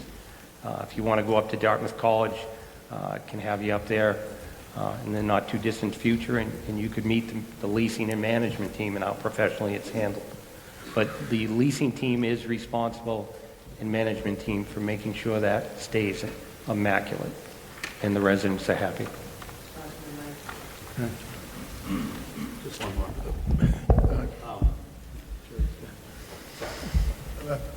I understand you have a first-class leasing firm. How long do you intend to own the property? I mean, you could turn around and sell it for whatever and walk away from the project within a couple of years. It all depends. This property, if it's sold, would go to an institutional investor, which is, it could be a teacher's pension fund. It could be a police union fund. It could be John Hancock. It could be any number of the major investment REITs that would pursue owning this type of property. It's a prized investment for people.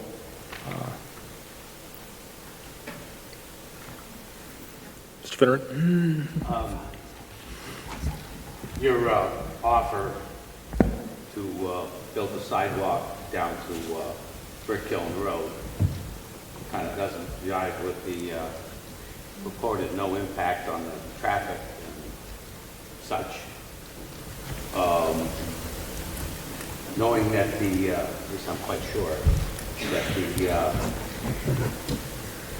the town sewage goes up Sandwich Road and turns left on, excuse me, knowing that the town sewage goes up Sandwich Road and turns left down Brick Kiln, do you have some hope or wish that you're going to run a sewer pipe under the sidewalk that you're going to pay for?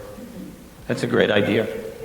But no, what we're proposing to do with the sidewalks, we're looking at the cost of that, and if it's feasible, and contribute to that program. It would be a path. You don't have very good sidewalks there now, when you get back to Brick Kiln Road.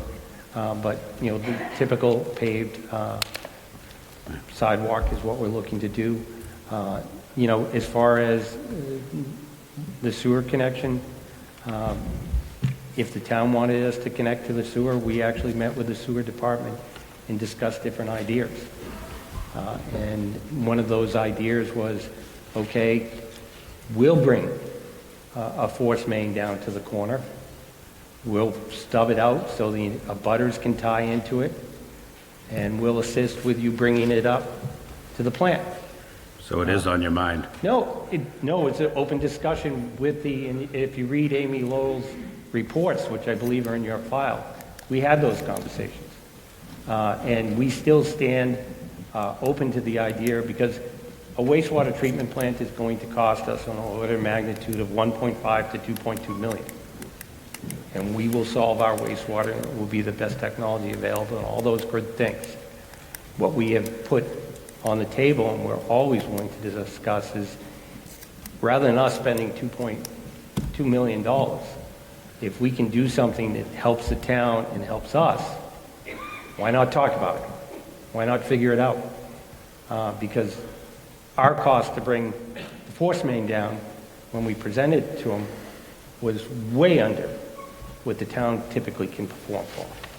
So we're open to that. We also pitched an idea of, you know, why don't we bring the force main all the way down to the corner, put in a pump station?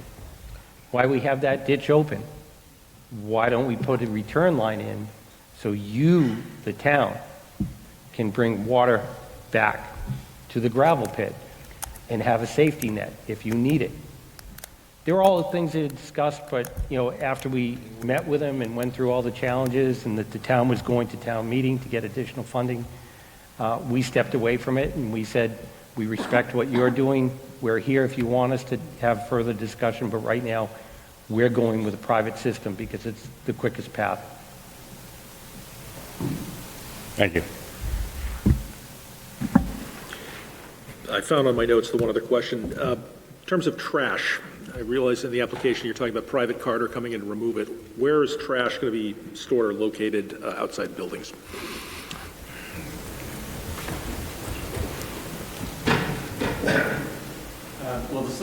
The site plan's not on the screen, but we have trash locations already on the site plan, you know, as the preliminary areas of collection for both trash and recycling centers that we'll have our private haulers come in and get. If the plan was up, we have one in the southeast corner of the site, and would look at another one if necessary. Thank you. Just one follow-up on the trash.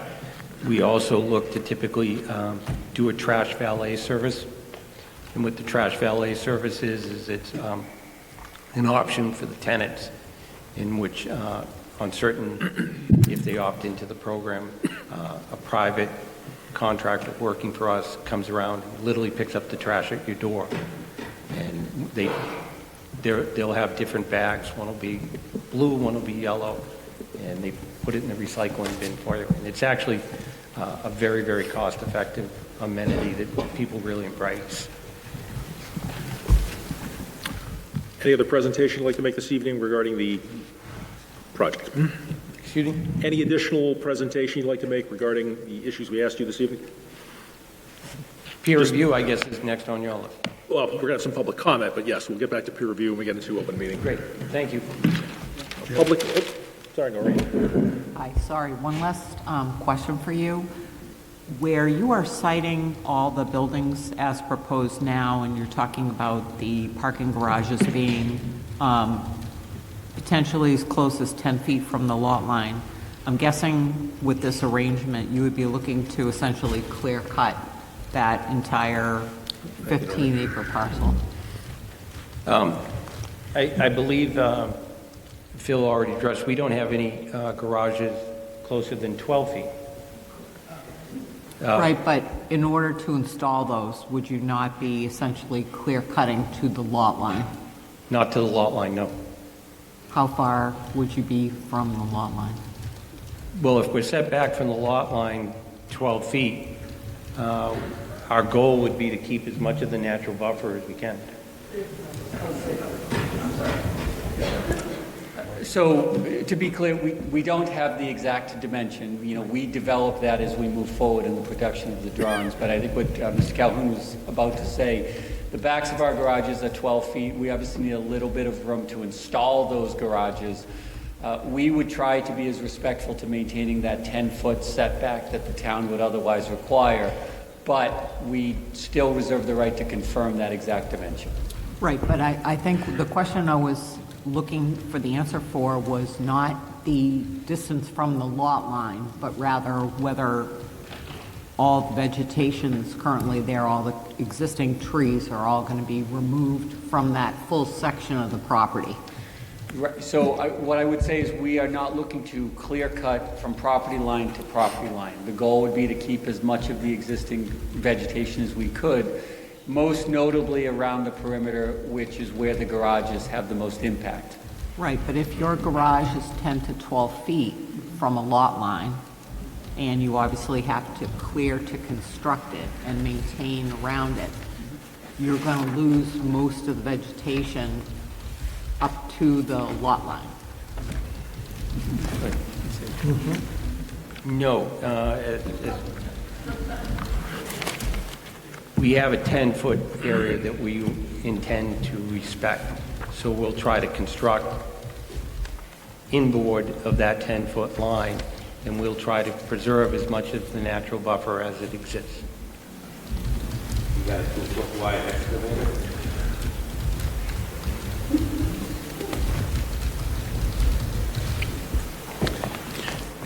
We do. I didn't know that there was a question there. Anything else, Mr. Calhoun? Thank you. Public comment. Decide.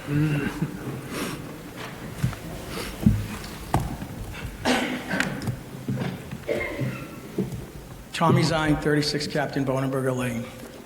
Good evening, Mr. Chairman and board members. A few of us will be presenting for many. We're requesting a little extra time. It's fine. After I present, Callie Veelenturf is a biologist and is internationally known. She has jumped in to support our efforts for the rights of nature and would like to speak after me. And Dr. Betsy Gleifelter, the project coordinator for the Coonamessett River Restoration, will speak after Callie, if you're willing to allow that. Thank you. Tonight is architecture. Mass Housing addresses the design of the 5 apartment buildings. Mass Housing believes the design of the front 4 buildings will reduce the massing impact on the abutters' properties.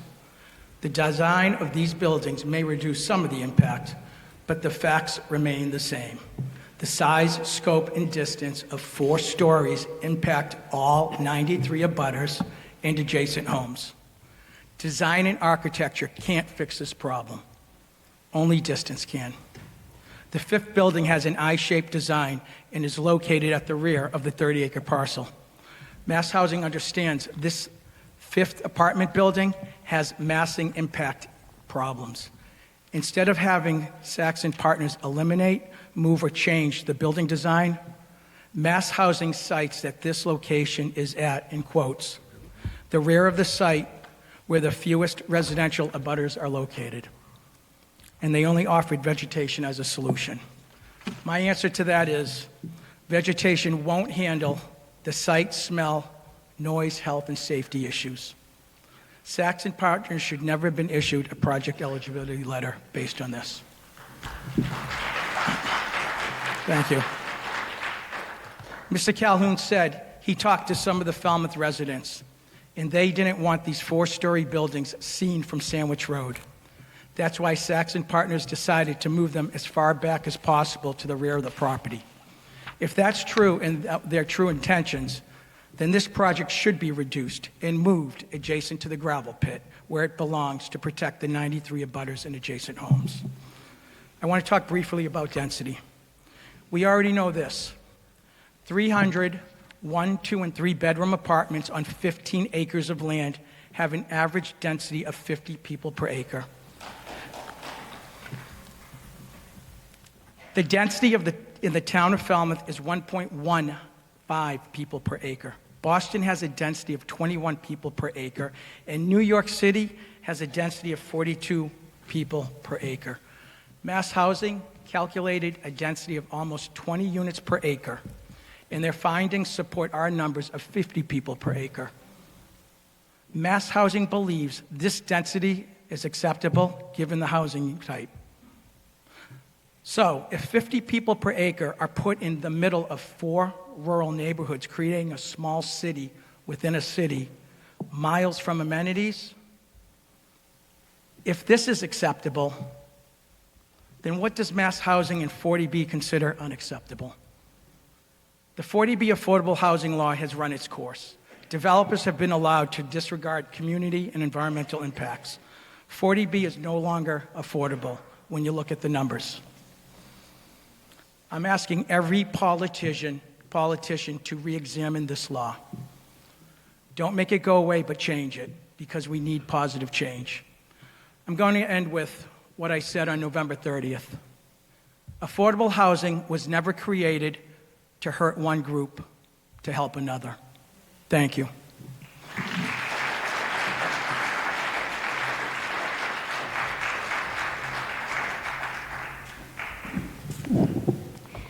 Good evening, everyone.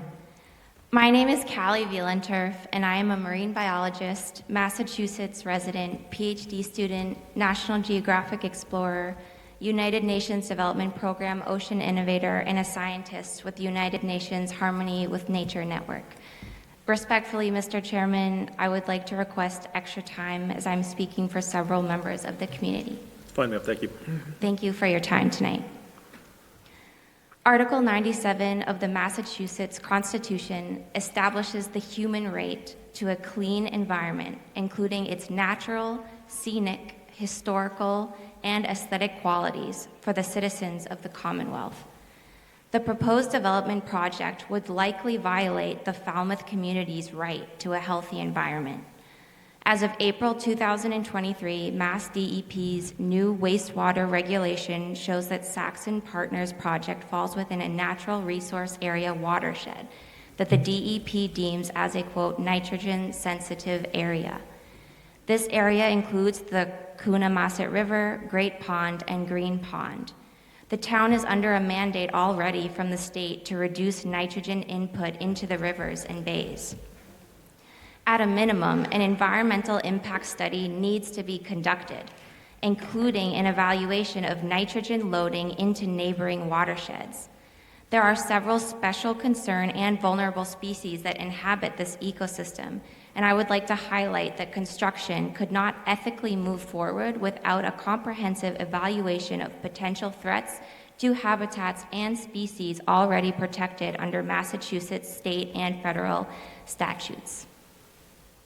We, as a community, exert that not only would the citizens' right to a clean environment be violated, but also the environment's intrinsic right to be healthy. In 2020, I proposed a national rights of nature law in Panama to the country's First Lady and Congressman Juan Diego Vasquez that was signed by the President of Panama in February of 2022. This work was shown on CBS News Saturday morning here in the US 2 weeks ago. This new law now recognizes the rights of nature to exist, persist, regenerate vital cycles, be restored, have preservation of water cycles, and also representation in court. Rights of nature laws and legislation are becoming more prevalent internationally and in the U.S. across 10 states. In addition to the general rights of nature outlined in international law, the specific rights of natural ecosystems in Falmouth include the rights of the Coonamessett River to its historic flow, to be contamination-free, to be restored and preserved, and to continue its long-standing ecosystem services and functions, including providing critical habitat for the life cycles of other threatened and endangered species. Additional rights include the rights of several fish populations like the alewife and blue-black herring to have safe passage throughout their migratory corridor in a pollution-free environment, and the rights of the eastern box turtle to regenerate their life cycles, including nesting and foraging, along the Coonamessett River and throughout the property in question.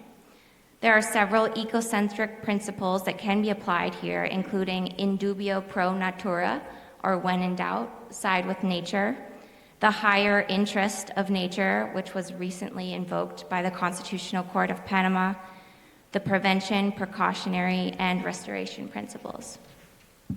I'm connected to the United Nations Harmony with Nature program, the Earth Law Center, Earth Jurisprudence University professors, and the Global Alliance for the Rights of Nature.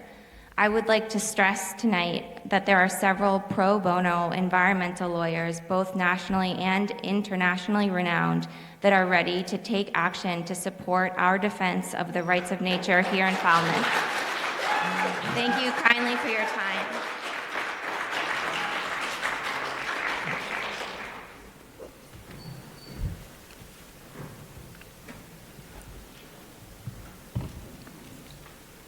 Good evening, Dr. Gladfelder. Good evening. So my name's Betsy Gladfelder. I'm in Precinct 6. I live in West Falmouth. I'm a Conservation Commissioner and Project Coordinator for the Coonamessett River Restoration and the Coonamessett Greenway Heritage Trail. To follow up on Callie's point, I just want to read a paragraph from the Municipal Vulnerability Preparedness Program, of which our project was kind of a poster project. It was an early project. And then I want to go into sort of the community that we have here in Falmouth that made this project possible. During this restoration, this is from the MVP featured project. During this restoration effort, the town has pursued strategies that benefit people who live in or visit Falmouth, as well as the natural ecosystems that support the fisheries and wetlands that the town is trying to restore. Climate adaptation benefits of the project include restoring a naturalized, self-sustaining wetland and river system that increases biodiversity and resiliency. Reconnecting the floodplain that allows for flood storage helps remove pollutants such as nitrogen, and provide space for mitigation of salt marsh inland as sea level rise accelerates, and improving fisheries by providing an unrestricted passage, a mosaic of river habitats, and a mitigation of heat stress on fisheries by connecting the main river stem to the strong cold water springs. And so my interest in this project largely resides in what effect it'll have on the hydrology of this restoration project. Finally, on top of all the habitat and climate resilience listed above, the town has created opportunities for people of all ages to get out and make connections with the natural world. So when I think of communities, I don't think of closed communities where everybody stays in an island. I think of this project where people of Falmouth have been working for decades to improve habitats of the Coonamessett, and since 2009 on planning and then implementing restoration of the river channel and the adjacent floodplain. Construction in the lower river from 2017 through 2020 resulted in the lower mile of the restoration of the lower mile of the 3 Mile River. This was achieved by the collective input of 40 partners that included federal and state granting agencies, local funding sources, NGOs, private companies, and hundreds of people of all ages. To give you an idea of how much the federal and state and local money has gone into this project. For the lower river, federal agencies contributed $2,831,000, state agencies $1,006,000, local agencies and NGOs $1,356,000, for a total of $5,193,000 for the lower river. The upper river planning started in 2020. Construction will start in early 2024. The funding already includes $2,744,500 from the federal agencies, $362,000 from the state agencies, and $200,000 from CPC, for a total of $3,305,500. The success of the project is due to multiple contributions of many people, town employees, some of whom are here on this board, the Coonamessett River Trust, the 300 Committee, federal, state, and local financial supporters, private businesses, and contractors. Each person shares in making this progress a success and being part of restoring nature. One of our partners is the Mashpee Wampanoag tribe, whose youth ambassadors have embraced the nationwide Indigenous people restore the rights of nature. The youth ambassadors have a program, Restore the Rights of Herring. We are working with them and other members of the tribe to develop more signage for the Heritage Trail to help develop a shared commitment to stewardship of our natural resources now and for our future generations. And so my just comment to the board is that accepting these grants from the federal and state government and locally is a commitment on the part of Falmouth to maintain these natural areas. That's all. Thanks. Thank you. Mr. Chairman?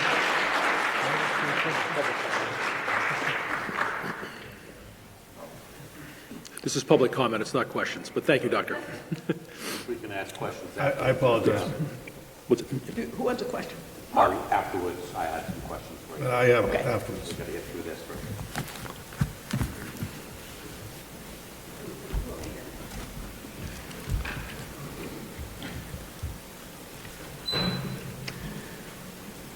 Good evening, Board. Tanya Lewandowski, 25-year resident on 363 Sandwich Road, also a marine biologist. So very much appreciated the comments in regard to the rights of nature this evening. I think that really does encompass a lot of our concerns that we've mentioned with other speakers as well. I do want to say that there are a lot of concerns that I have, and I hope that the board does very seriously consider not waiving Article 97 for the Massachusetts Constitution. This is absolutely important, and I think that does set some legal precedents, which will lead into my next concerns. There are legal precedences. There are federal and Massachusetts laws that do, and statutes that are invoked on this type of a project. That may or may not supersede or set certain precedents on 40B. For I do believe that 40B was, in the heart of the program was meant to destroy the rest of a lot of other spaces. But I'm certainly a great supporter of 40B and affordable housing, and still think that space should be used for something like that. Looking at the build after today's comments, looking at locations, 80 feet. I'm a hunter. I know what 80 feet is, and it's not that far. And it's very, very concerning that 50 feet or 80 feet is considered a buffer, or 10 feet, 2 feet. That's crazy in my world, very crazy. Looking at vegetation as being buffers, are we talking about deciduous trees? So they lose all their leaves? So then what are we going to do? And I would love to show me a bunch of old growth too that extends over 70 feet that actually could support that type of a barrier. There aren't 70 plus foot trees that they're going to import into this space in order to in order to mitigate these unsightly constructions. And no, I live on Cape Cod. I have for a very long time. Those buildings, while I respect the architecture, I mean no disrespect in regard to that, but that does not represent a Cape Cod house in my world or anywhere that I've ever lived here. So maybe in the city, but we don't live in the city. And I'm very, very concerned about a lot of the species that really are concerning here. We have endangered species. We have the sand plains gerardia. It's a plant. It will do an all stop for a lot of spaces. And it's lichen field is right on the sand pits, and that's where they do occur. Of course, they're in August is when you see actually the bloom area. Same thing with lady slippers and so forth. So you need a big, comprehensive type of survey on plant as well as animal life in that space. That's the only east-west corridor we have left from open spaces across the street that does work into the Coonamessett area. And I don't even want to reiterate my last talk in regard to the nitrogen load. There's obviously some huge issues there, and the systems that are proposed now will not be able to mitigate. And I understand also that the town has different ratios for compliance and housing versus what sewage rates could be actually mitigated with a current and future process. And we've also heard about safety. Just in closing, my three concerns still, obviously environmental, I went into more detail. Infrastructure, there is no infrastructure. And a sidewalk that only meets the needs of that space, this new construction that goes to Brick Hill, which goes nowhere, won't do anything for the town or safety. It's one of the most dangerous roads, as we heard from Kevin Hefner before, in the state of Massachusetts. We want to put all those extra vehicles there. It's just like putting another on-ramp into a rotary. We all know what that does, right? We don't need 4 lanes emptying into 2 lanes. It doesn't work. So I'm very concerned about safety. We had fire department folks speak previously too about concerns. Inappropriate, ladder trucks, being able to get those in. Who's going to pay for those? Hatchville Fire Department, we're looking at 2 people for manning stations. We don't have enough people for that space. And then, again, just really, really concerned about a lot of, when we talk about some of the infrastructure, we talk about 40B, we do have programs in state that are still in the pipeline that would bring us to the 10%. And we're already over 8% currently, and I'm actually very proud of our town for doing that. So thank you very much for your time. Thank you.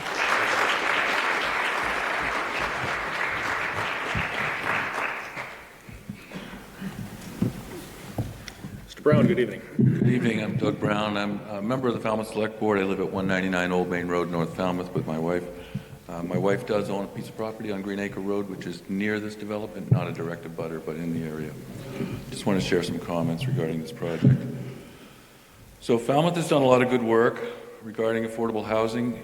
We've got incentivized zoning all along Main Street and East Main Street. We've got accessory apartment bylaw by right, and we've got a $4 million affordable housing fund that we use to partner with developers when they want to come to town. We try to get them to do things that are more beneficial to the town. So I want to say that we have this zoning on Main Street, but yet you've chosen an environmentally sensitive area, and in my opinion, an inappropriate area. And further, rather than leave the old growth that's close to the river, you're proposing to build your development in the most environmentally sensitive part of the development, rather than the farmland that's already been cleared in the front. I think that's unfortunate. So I just want to make that comment and hope you'll reconsider that. The Coonamessett River and Great Bay are some of the most severely impacted nitrogen-impaired waterways in Massachusetts. So you're at a point where you're going to dump a point source. Even if you treat it, I'm very concerned that you're not going to be able to really treat that to have no impact on that river. I don't think it's possible. Maybe you can figure it out, but I'd be very surprised. You mentioned, Mr. Calhoun, that the developer next door provided a 20-foot natural buffer. That was very considerate of them. I wish you would do the same. How can you justify using their good judgment as a reward to maximize your profit? Currently, there's little or no natural buffer proposed. I think 50 feet would be a more appropriate buffer for such a development. As a select board member, I hear from young people all the time. Lately, they come to our meetings at public comment and they tell us, please do more for affordable housing. And we are trying to do more in what we feel is a smart development way. But interestingly, we haven't heard from any of those young people to come to support this project. And I think it's because it's not really affordable. I think it's a resort. Just my opinion, but it looks to me like more like a resort disguised as a 40B to skirt our zoning bylaws, and I hope you'll prove me wrong by making it more affordable. And finally, you've heard from a lot of people expressing negative concerns regarding this project, environmental concerns, public safety concerns, even affordable housing advocates and developers have made negative comments.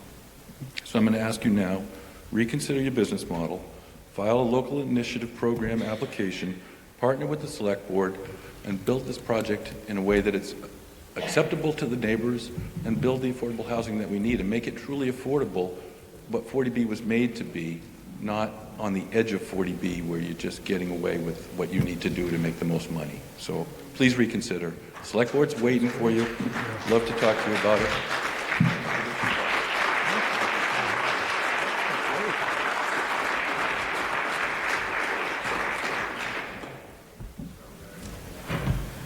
So I'm Cheryl O'Hare from 371 Sandwich Road, and I think that my situation is I just have a question and I don't even know who to ask. The way that I see this is the 40B guidelines mandate that they are not allowed to request to build more than 300 units. So they made a plan to build 900, but they could only ask for 300. So they get their letter of approval somehow, and they come in and they build their 300 units. Now, am I right or wrong that that property now is not subject to our zoning laws?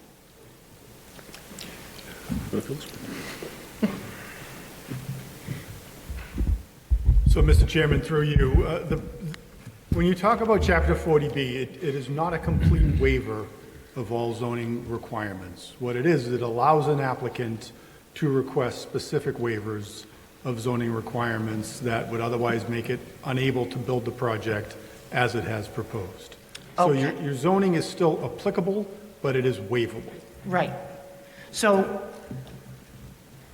if all of the waivers that they have requested, which is over 30, are granted, that covers an awful lot of zoning laws that now no longer apply to that property. Anyway, my question is then, after they've built the maximum number of affordable units, and they come in with their phase 2 and or phase 3, which we know is happening, we know this to be true, they're keeping the land for future development,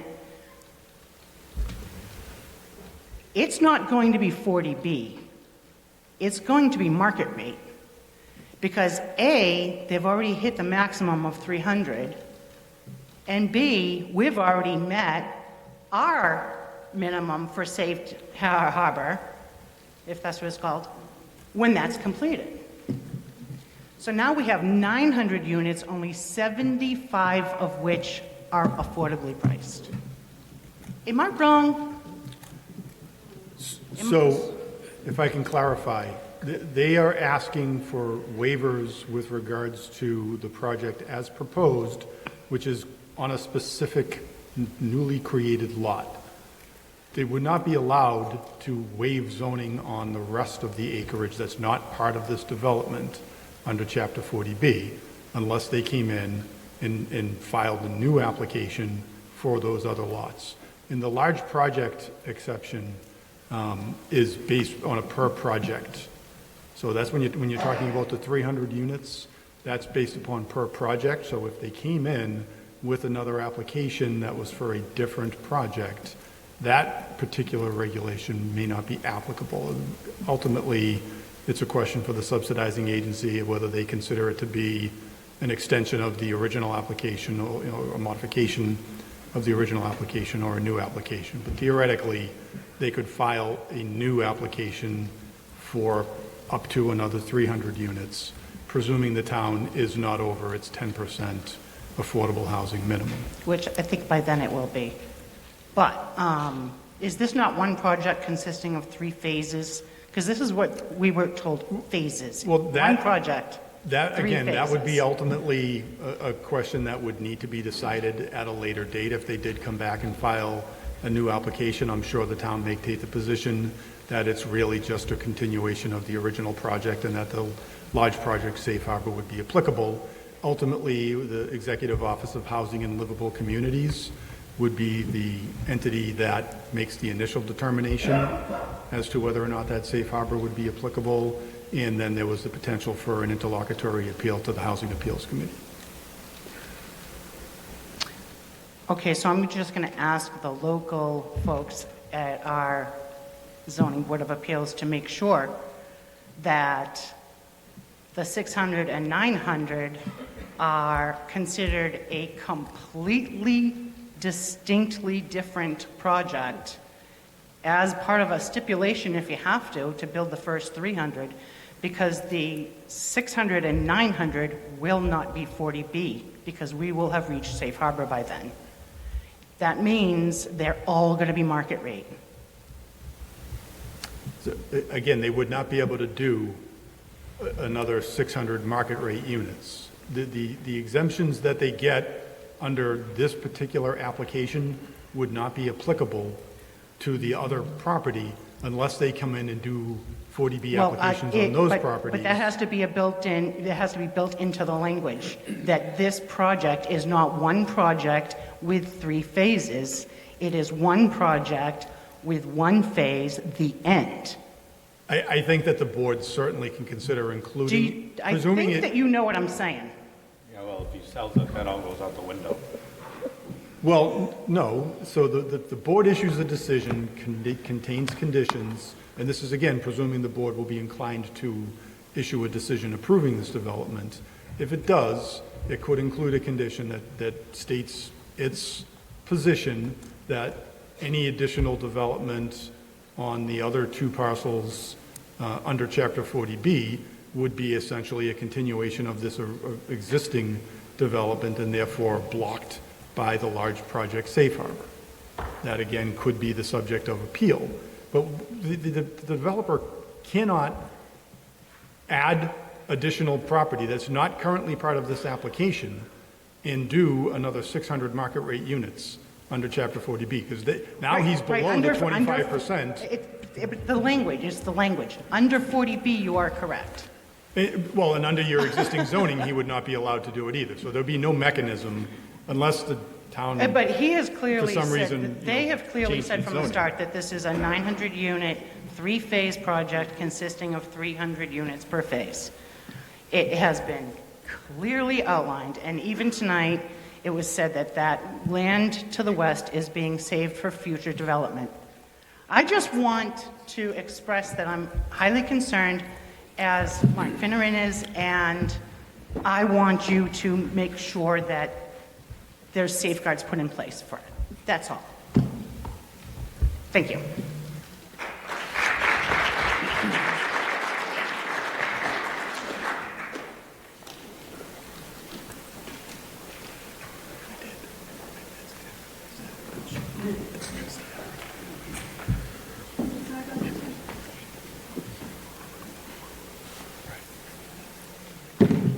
Hello, Marjorie Parmiter, a butter, Meredith Drive. At the last hearing and also tonight, Mr. Tom Zine made an impactful statement when he said, 40B housing was never created to hurt one group in order to help another.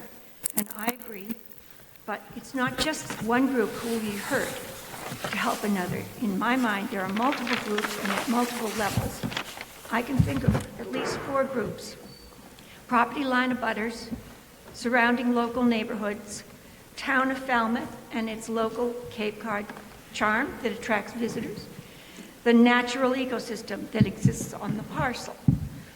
Property line abutters our group being hurt directly. We've discussed this. It's not just about a few abutters, it's nearly 100 homes with families. Their lifestyles will be permanently affected every single day. Quality of life issues include invasive exterior lighting, the tall buildings at night, everything, all night, noise pollution, the cars, car garages set back only, he says 12, but more or less 10 feet from the lines. Building alarms, the asphalt lots, traffic sounds, the car alarms, the city sounds, complete loss of backyard privacy, again, due to only the minimum setbacks for outdwellings. The second group, surrounding local neighborhoods in Hatchville. This 40B is not in a ready-to-go, commercially zoned business district with amenities. Its location is a decades-old group of settled neighborhoods with single-family homes in the small village of Hatchville. Working folks and families rely every day on Sandwich Road to get around to schools and to their workplaces. The complex scope will double the local population and its traffic, especially if Saxon is permitted to build that phase 2, making it the 600. I feel that Saxon has deceived the public, the Falmouth boards, and the Commonwealth of Massachusetts Affordable Housing Board by submitting data from a single traffic study conducted in the middle of deep winter last February. Hatchville is another group that will be hurt. Third group, the town of Falmouth and its local character that draws visitors to Cape Cod. Our entire town, 39,000 to 70,000 people upwards, will be hurt by this. We can't afford to compromise Falmouth's charm and its seasonal tourism attraction. The layout of this complex is disproportionate for its space, and its space, meaning the entire complex location, is in the wrong place for this town to have to figure out how to support the required infrastructure and wastewater issues that come with it. And the town's long-term support of this apartment will ultimately burden its taxpayers. It will instantly urbanize Sandwich Road and Falmouth overnight. It will open the door for more big-scale developers to invade Falmouth, and Falmouth will be hurt by this mega development. Now, my fourth group who will be hurt is the natural ecosystem that exists on this parcel. It's not just another reclaimed, repurposed land parcel going up for development around town. This is an old-growth forest with diverse plant life. Many of the tens of thousands of trees on the parcel have trunk diameters wider than 10 inches. These mature trees offer deep beneficial soil anchoring and groundwater sequestering root systems and sequester atmospheric carbon in their leaves. This is not a land parcel devoid of wildlife.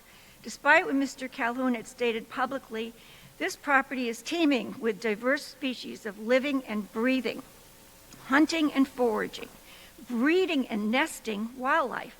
They need to move about, and they do interact seasonally with the nearby wetlands. Indeed, it is this wildlife group that will be the most impacted, the most hurt. We need to represent them before they end being displaced or homeless. If both Phase 1 and Phase 2 are built, there will be no green space left on the parcel of any practical use for its wildlife. They are the original natural inhabitants of this parcel, and their right to live there needs to be protected as they cannot speak for themselves. It's these groups and more that make this Saxon project hurtful for the sake of the 40B override clause. It's wrong for wildlife and their habitat, wrong for the abutters, wrong for Hatchville, and wrong for Falmouth. The parcel is one of the few remaining parcels of natural uncleared land left in town. Now, when I say town, I do not mean my town or your town. I mean our town. Let's do a better job protecting it from harm. Thank you.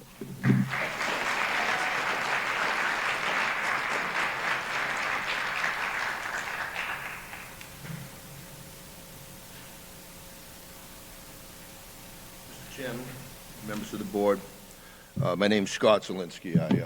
I serve on the select board, but I'm here as a private resident of East Falmouth. And What I'd simply like to say is, if we continue to cut up this agricultural land for whatever reason and get nothing back out of it, we have nothing left to give anybody else. All right? The bottom line is, I heard through testimony last meeting and this meeting how Falmouth wants this, Falmouth needs this, Falmouth wants this. Through the chair, I'd like to remind the applicant and his representatives to turn around. This is the town. So, thank you very much for your time.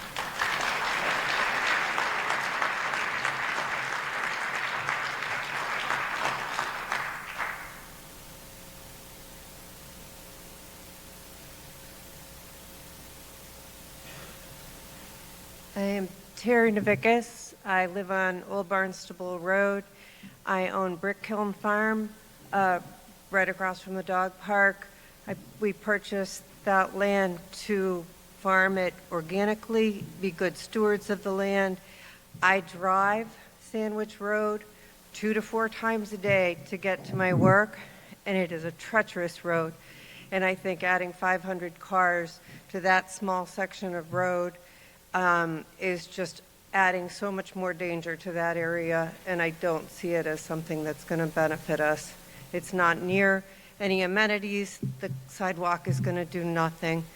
And I just would like to say that I am at least a steward of the piece of land that I own, and I would like to have everybody else consider to protect what makes Cape Cod special.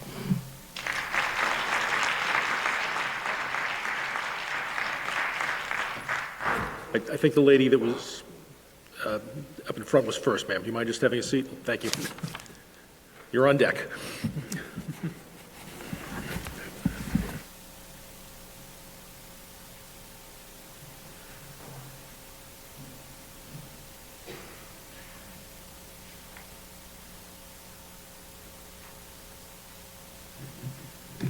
Hi. Good evening, the chair and the rest of the board members. I'm Fran Chevali, and I'm from 40 Meredith Drive, and my family has lived there for the last 45 years. I wanted to just say that I'm opposed to the Saxon mega luxury apartment complex proposed at 375. Besides destroying Falmouth's rustic charm, it would set a precedent for additional national developers to come onto the Cape with other mega development projects that would further destroy overall the Cape's rustic charm and tourism industry. It's not Yellowstone National Park, but Massachusetts has its very own natural wonder called Cape Cod. For many, many years, generations of Massachusetts workers and their families have left their cities to vacation on Cape Cod and Falmouth to commune with nature, with the beaches, fresh air, and natural undisturbed areas. After being rejuvenated, they return to their off-Cape cities, refreshed and ready to work another year. Specifically, for more than 100 years, generations of my family have been leaving their city and vacationing in Falmouth and on Cape Cod. We need a preserved Cape Cod for these people. Don't take away from Massachusetts workers and their families their favorite Massachusetts vacation destination, Cape Cod, with beaches and undisturbed natural areas, by building this urban project, a type of place from which Massachusetts workers are trying to escape when they vacation in Falmouth.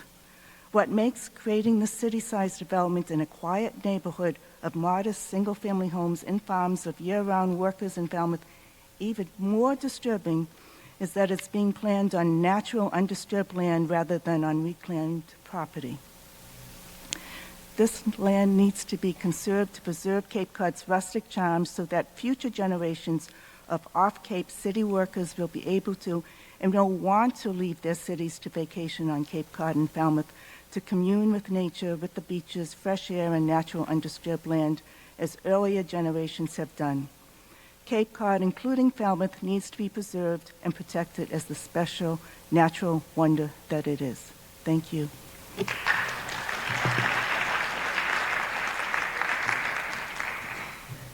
Good evening, thank you. Kathleen Braga, 63 Deepwood Drive. Is it possible to ask them to show 2 slides that I saw earlier? One of them being the aerial view that shows the 5 buildings.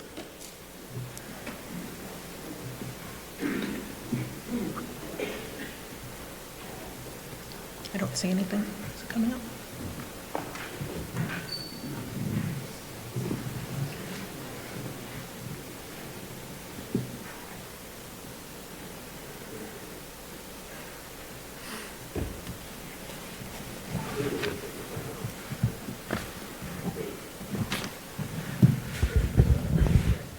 So I think to get the projector back up, I believe you press twice, and you may have to wait a minute to let it reboot.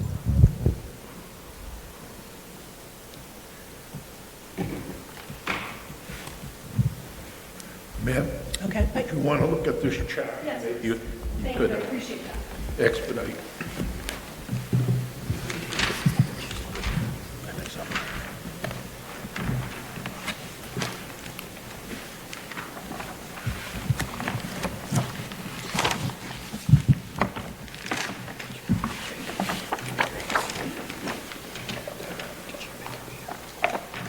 I don't want to keep people here longer than they already have been, so I'll just refer to what the eye of the beholder we saw earlier this evening.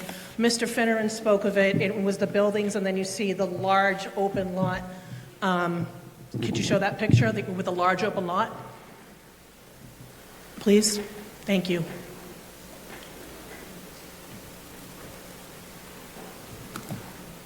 That's it, thank you.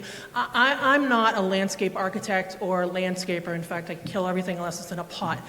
But to me, that looks like land that's going to be developed. I don't see a swimming pool or a playground for children there.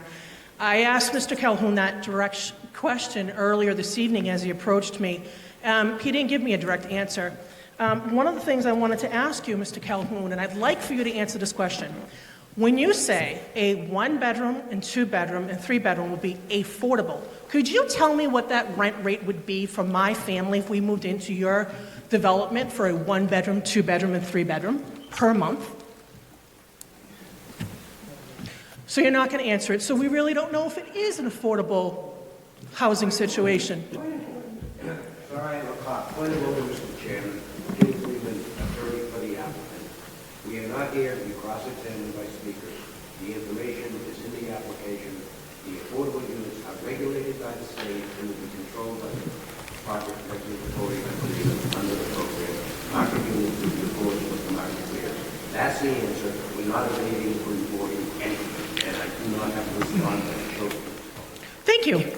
Could you ask, could I ask this question, please? Madam, it isn't cross-examination, it's public comment. If you'd like an answer, the board would be happy to give you the answer to the question. This gentleman here with the yellow paper in front of him, he was asked a direct question and he never got the answer. What is the HOA fees? Ma'am, it's public comment. The board will be happy to take your question in a later hearing. Okay, so you talked about trash fees, you didn't mention trash fees, you didn't talk about HOA fees. He's calling this affordable, but affordable is not being discussed in this room. So that I'm a little bit confused about. I don't think it's a cross-examination. I think people need to know the truth. And Santa's coming to town, and I think he's going to think this is naughty, not very nice, in my personal opinion. That's a lot of open space. You also said that you felt as if electric was affordable. I'm only speaking from my personal opinion. I had a house with electric heat, couldn't have moved out fast enough. Our electric rate on the Cape is as high as it is in Hawaii. I really believe that this is Falmouth's next windmill, and I hope that this is not taken into, plan for development. I speak of a parent of a 21-year-old and an 18-year-old. This isn't affordable housing, in my opinion.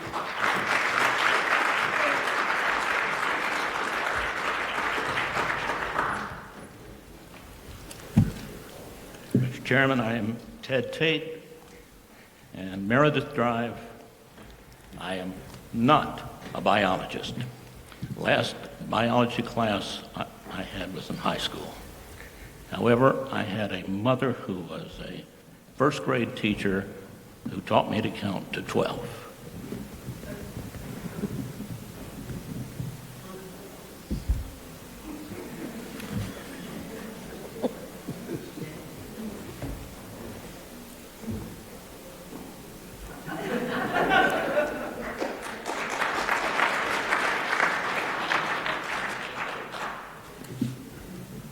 I just ran into something. They may almost clear cut to 12 feet behind my property. But consider how they do that to hundreds of trees. Okay, let's say they take some 50-year-old trees, 40-year-old trees, 30-year-old trees from right in visible area behind me. Let's say they take away the vegetation. Then it's not just me, it's the entire town that's going to be affected by all of these acres of clear cutting.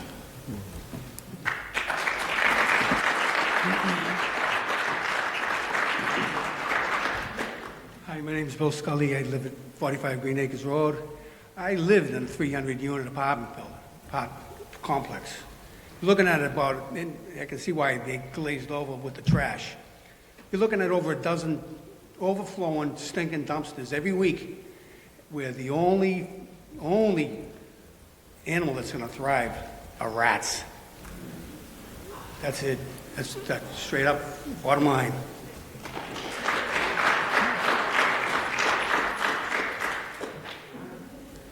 Hello, my name is Nicholas Sanzali Jr.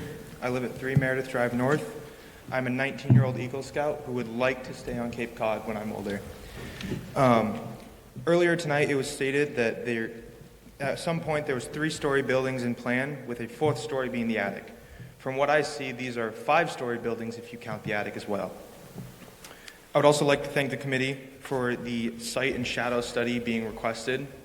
I personally would like to request that they are done at the height of the sun and done to calculate also including summer sun height. The winter is not good enough along with the traffic. I would like to question the lighting around the garages. I live at the bottom southeast corner. Those lights will come straight into my house. I do not appreciate that personally. Given the southeast corner has also been put as a garbage dump, I would like to request that it is moved further away, possibly closer to the clubhouse. I understand that this clubhouse is going to make this low-income housing more enjoyable, but smelling garbage is not enjoyable for me. Given that it is not possible to construct a garage without cutting at least 10 feet of vegetation, I would like to know, will the developers be willing to replace those trees that they have to cut down? Because I understand my construction. I study construction at school, and I know that it takes more than 10 feet to fit a machine in there to build these structures. Thank you.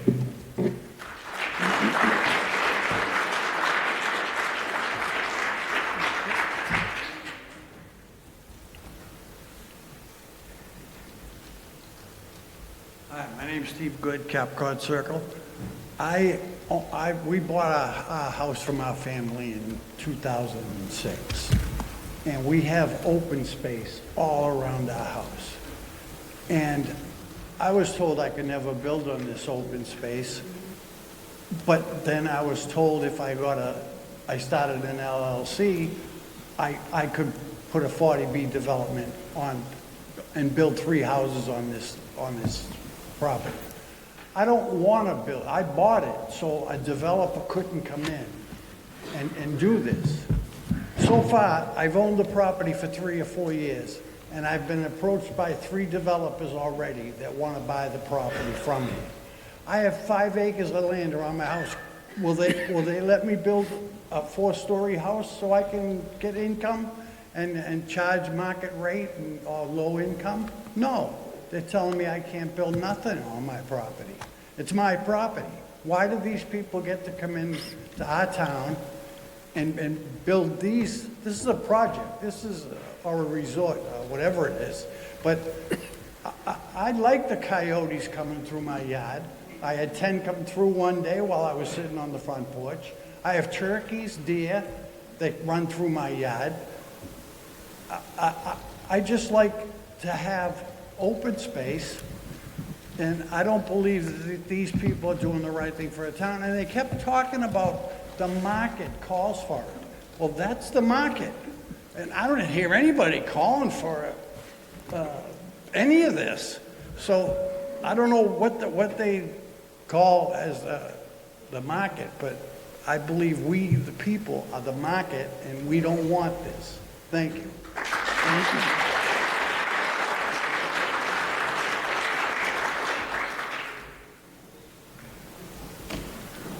Hi, my name is Erica Edwards. I live on Blair Lane.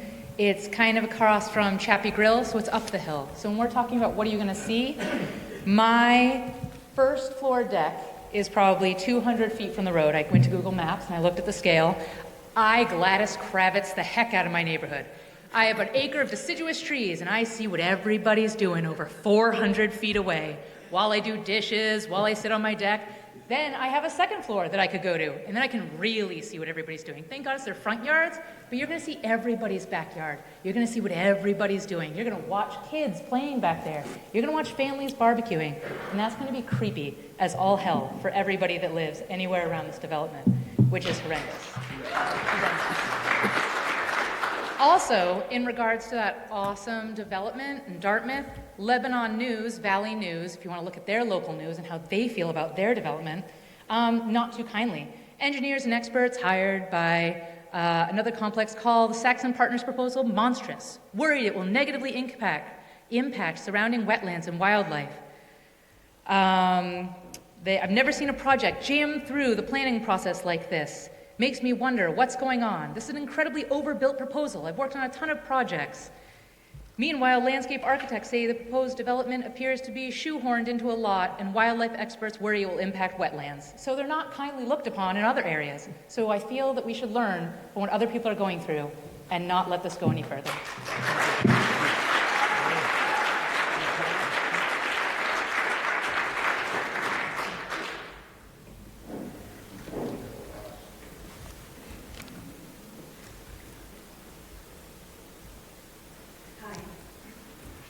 I'm Laura Innes from Falmouth, and first I want to thank you all for your work on this board. It's time-consuming and complicated, and I'm grateful for your time and expertise. When I first read about this project, I thought it was a joke. It's hard enough to take a left on Sandwich Road. Seems like there are accidents every day.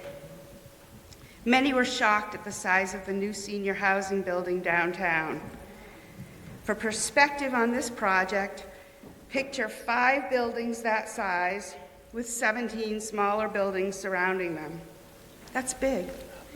You wouldn't think a developer could just come along and double the size of Hatchville and the town would have no say, but that's what the state is doing. Falmouth has been a Cape Cod leader in creating affordable housing. Every town board seems committed to balancing concerns for the community and the environment.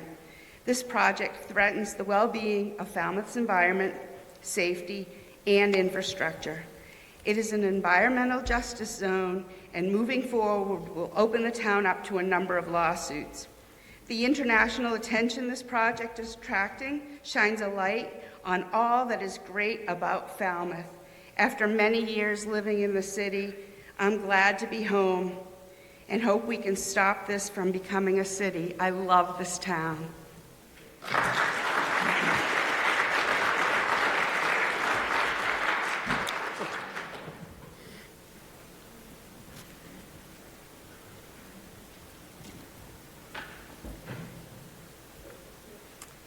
My name is Patricia Kester.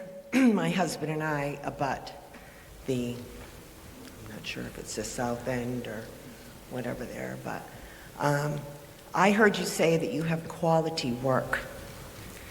And you can only do quality work for 4 stories. You can't do quality work for 2.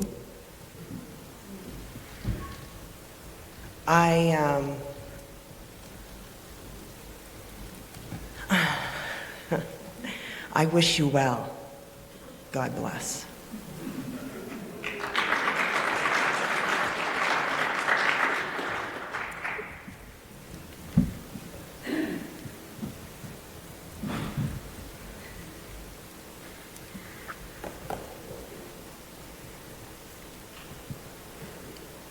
My name is Peter Cooper, and I'm on Meredith Drive. As far as what I would like to know is the clear cutting, how far are they going with the clear cutting? Are they leaving the 10 feet untouched, or are they going right to the line with cutting of clear cutting? The oaks that are in the backside of the lot that my wife and I have are close to 70 to 80, maybe even 90 years old. And I can tell you because I went to high school and my major was forestry, fruit and vegetable minor.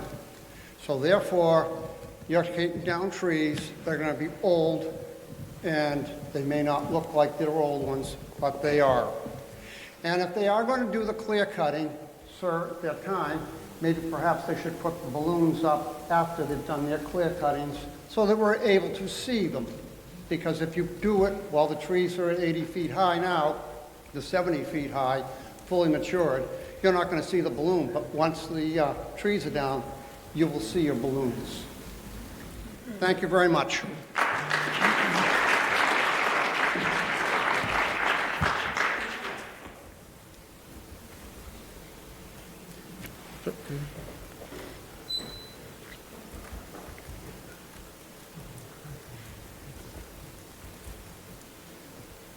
Michael Brewster, I live on Harris Hill Road. I thought I had so many comments. Get closer to the microphone. I thought I had so many comments, but people who spoke before me said it much better than I ever could. So let me just add that I believe this project has a potential to destroy this town. I'm not exaggerating, really, in more than one way. Huge increase in traffic, very close to downtown, very close to Main Street, is one serious contributor to this. I'd like to ask you, from what I've heard earlier, it seems that there are 4 companies, candidates who could be contracted for compiling a traffic impact report. Can you tell me how the choice will be made, how the process will unfold? Will it be transparent? Will we have access to the entire report, the entire compilation as a result of this work? Thank you.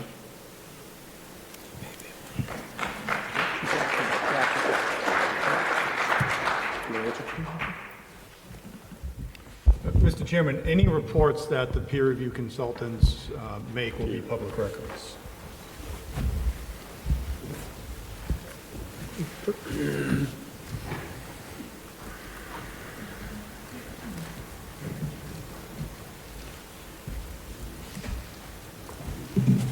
Good evening. I'm Mike Greenold from 17 Sandpoint Shores here in East Falmouth. I've only lived in the town for about a year and a half now, and it was a pleasure to move here. Have enjoyed it quite a bit, but just want to remind the board members, for the first year I bought a new home, was put up by another developer.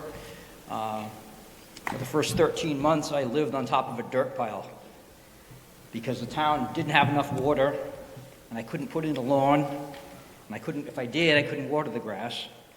So there's not enough water to support the people that are here already, and they want to put 300 more units. And of course, we've all heard about the phosphorus, and what they're telling other town members, they're going to have to dig up new leaching fields, and hopefully I'm lucky, I get a brand new home, and hopefully it meets the codes and I won't be exposed to that. But again, 300 more units on top of the Coonamessett bogs in that general area is not going to help the situation. It's not going to make it any better than it is today.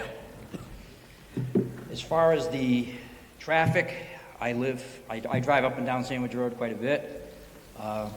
It's challenging at times. I've only been here a year and a half. I know there was one tragic accident this summer because of that, and adding 500 more cars is just not going to make it any better. The jobs, the affordability, the seasonality of our community. If you think about the numbers, I'm a numbers guy. If you got a 2-income family, both people earning $30 an hour, which is a small town, that's $124,000 a year.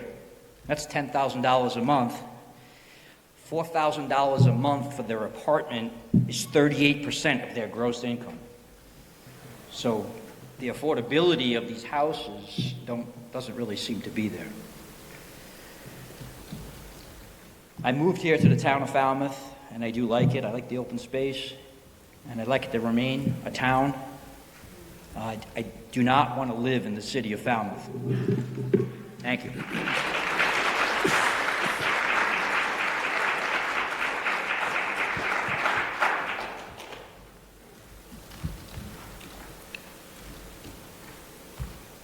Any other member of the public wish to comment this evening?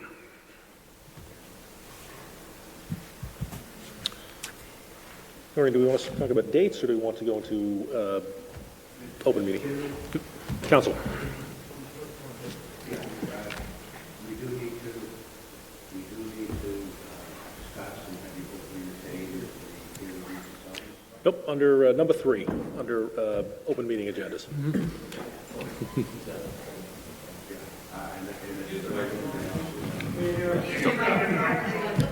At the very end, I would just like to make a few remarks. Can you go to the microphone, Peter?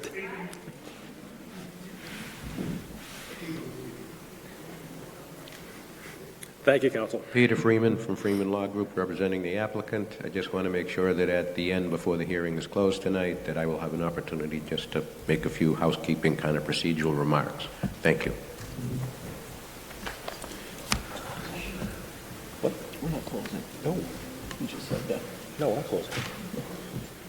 Noreen, do you want to talk about dates, or do you want to get into open meeting? Whichever you prefer. We usually do the date at the end, but I think if we're looking at dates for next meeting, we were proposing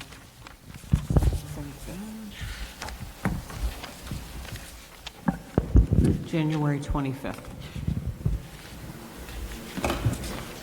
Mr. Calhoun?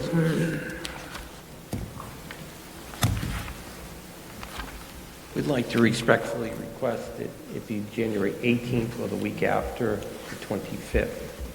Several of our team members will be out, and if you could give us a read on what you would like discussed on that evening. So the 25th, I believe, is going to be the request of the board. We have one meeting. We have a member who's not available the week before. It would give us time after we retain our peers for them to start to begin a review. So that would be the suggestion I'm going to make to the board, that the next date of this hearing would be the 25th of January 2024. Someone here to make a... Yes, so we also have an issue where we need to pre-reserve the school. We don't just have all dates available to us to continue to, so we typically will ask the school for specific dates in advance to reserve them. And the 25th of January was one date that we were able to reserve this room for that hearing. So we can't just arbitrarily pick another date because we don't have confirmation that we would have access to this space. The 25th is available, though, correct? Yes. Could I make a suggestion? I know we're going to discuss a work study group. I think that would be helpful. It has been suggested under other 40Bs that sometimes what zoning boards do is they elect to go with a Saturday. And they spend a whole Saturday and they get through the process rather than having to come back here every 3 weeks, 2 weeks, etc. If that's something you'd like to do, it kind of respects everybody's schedule, the abutters, the neighbors, concerned people, and that you have one long day work session and close out the critical items. Doesn't really respect their weekends. It doesn't respect their weekends, it doesn't. But it does respect their evenings. And if you'd prefer it to be a long work session on a Friday afternoon, a different day. I'm not going to speak, I can't speak for the rest of the board. My personal feeling of this is that I prefer several weeks apart. I want to be able to listen to comments. I want to be able to read. I want to digest. I want to contemplate. I want to think. While I appreciate the desire to get this done, I prefer to tap the brakes a little bit. Other board members feeling on this issue? I think if we find that things are getting tight, we can meet twice a month. But I think, yes, Mr. Chairman. My suggestion going forward, given the limited availability of space, is that we may need to start going to 2 a month on this particular issue, because we need to respect we would certainly not be able to accommodate this many people in the town hall, so we need to kind of get out in front of scheduling, in fairness to the applicant, as well as to make sure we can get the school and for the abutters. I think also that doing a Saturday thing, a long thing, is going to overwhelm us and these people with information. And, I mean, quite frankly, sorry, but these people are professionals. They're doing it all the time. They do it for a living. They need to do it at our pace, not yours. Jerry? Mr. Chair, I think some of us, at least I'm getting confused.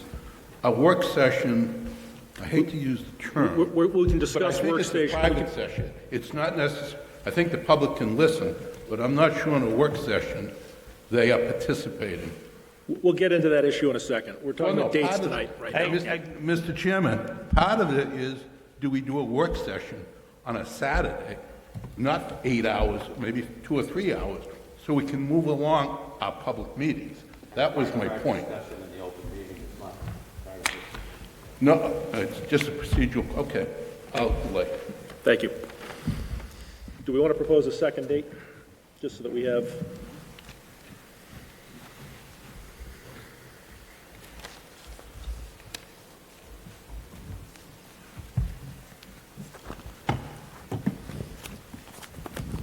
All right, so the subsequent date from January 25th would prospectively be February 8th. February which? February 8th. We do not have this space confirmed for that date. I would anticipate that we would likely be able to, but I can't guarantee it. Again, why can't we have it on the 25th? Keep to our schedule?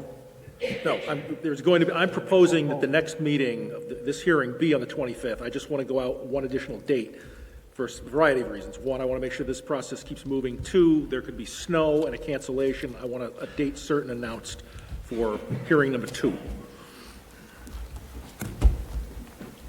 you have a discussion that you'd like to? Sorry. Prospectively, we were looking for February, for the 8th and the 29th. Talking to me when she's talking. I need to hear what she's saying. Okay. February 8th is fine, 29th, our attorney would not be available. All right, so we also have meeting dates that we are reserving for regular cases, and we're also not going to meet on school vacation week so that people that are away have that opportunity. So I guess, we'll have to consider other options. Well, they could change their schedules.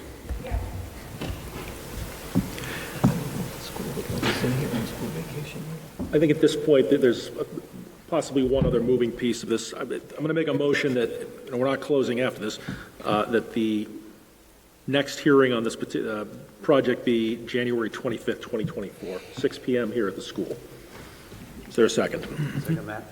Any discussion on the motion? All those in favor, please say aye. Aye. Opposed? So, next hearing will be the 25th. Regarding other issues on the open meeting agenda, we're going to table minutes of December 7th, December 14. Number 2, Mass Housing Workshop Group Discussion with a vote anticipated.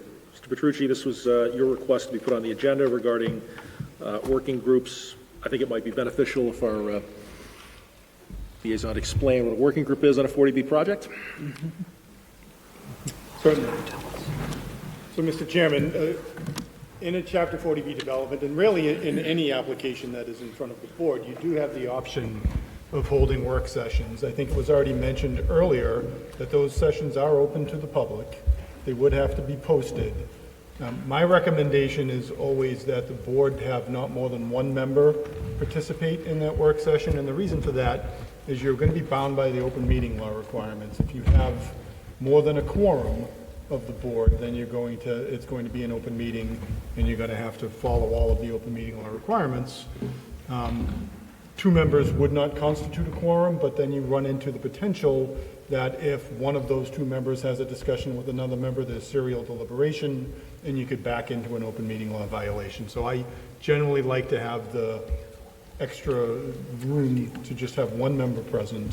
You could also have your consultants present, counsel present, the applicant could be present with their team as well. Members of the public would be able to be there to be present, to observe what goes on, but not necessarily participate with questions. The board can't make, the board member that participates can't make any decisions for the board as part of that process. Can't make any sort of, commitments for the board, and is going to be required to take pretty detailed notes so that they can report back to the board exactly what transpired during the course of that meeting. But it is a good way to work through technical questions. Generally, if there are issues that consultants, would otherwise spend multiple hours during a public meeting, they can actually handle that offline in a workshop meeting, making the process move that much more quickly when you get back to the open meeting. But again, anything of substance that's discussed has to be reported back to the board. Tony, this is your request? Well, as I understand it, what I read in the manual is that we can do this. I understand our consultant's concerns. I think it's something that is important to be done, to try and get through this, so that there is clarity when the decision finally comes through. I am very concerned that someone might violate the open meeting rules, but there has to be a way of overseeing this. I imagine you might be present at that as well. I could certainly be present at a workshop meeting. But there has to be a way of maintaining the integrity if, in fact, there is the discussions we would have would get us through this in an effective manner. I think it's a tremendous amount of work. This is a very complex project. So at the moment, unless I hear differently from anybody, I think it's a workable idea. If nothing else, I'd like to see the board vote this, but put it on hold in case to decide how to do this. I'm not sure how we would organize around this. I would like to see it voted, put in place, and then let's decide how the zoning administrator and others would organize around this to be effective. Mr. Chairman, I think that's a good idea in the sense that we don't really know what the feedback from the peer reviewers is going to be yet. And I think that that's the most helpful part of the process, is working the way through the peer review comments, which, you won't have for, another 30 days or 60 days. Yeah. Other comments on the issue from the board? Mr. Finneran. I think only having 1 or 2 members of this board at these meetings doesn't preserve the integrity of the subject, because I think we're all integral parts of this group. I think that any opportunity to have things done not in front of our eyes is a bad idea. I just don't like it. And I've spoken to a few people with a great deal of experience in ZBA proceedings, and they feel the same way. I think logically to exclude any of us from this process is the wrong road to go down. And I hate to portray it this way, but I mean, you guys are professionals. We're the amateurs. You know all the tricks. We don't. We don't even have our counsel here to represent us. We don't know how he feels about this, but I think that logically he would feel the same way. Keep everything right in front of the public where it is now. I don't like that idea at all. Mr. Chair, I have to respectfully disagree. Let me put my surprised face on. Mr. Chair, decorum, please. Thank you. I think we are in the timeline. It's in the town's best interest that we try to move ahead steadily and with progress. If any member of this board can't abide by the open meeting law, they should not be on this board. I've run up against it a couple of times, I'll agree. You just keep your mouth shut. The public will be in the audience. They can listen to everything that is said. They just can't participate. And with, like for tonight, everybody was honest in their statements, but we probably had 3 or 4 main statements and everything else was repetitive. And that's why we have to move ahead to meet the deadline enforced by the law. I also respectfully disagree that we have 3 council members here, 2 town council and a special counsel, that we don't have legal ability right now to make decisions. Thank you. Mr. Duffy, do you have any input? I'd like to point out Mr. Finneran, 1 second, please. Mr. Duffy. Excuse me, Mr. Finneran. Sorry. Comments?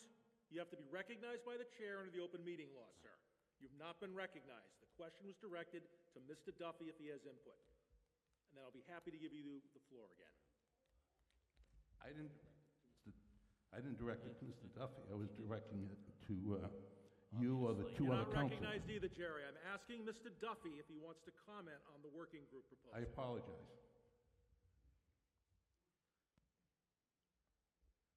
Mr. Chairman, I think the idea of a working group has merit. We should be looking at it as a possible way of expediting the procedure. This is a very complicated case. A working group may be beneficial, but I agree with the comment of Mr. Haverty that until we get feedback and comments from our peer review, I personally am not really in any position to feel comfortable going forward with one of these sessions until we have the benefit of their comments on this proposal. Your feeling, Suzanne? I was going to make a motion to have the working group, but we don't have to start it until we do get the peer review. My suggestion is that, well, I think it's a good idea that we table this until we see just how much, what type of feedback we get from the peer review, and then at that point, if it's going to be overwhelming, that we parcel it out and break up the groups at that time. Okay.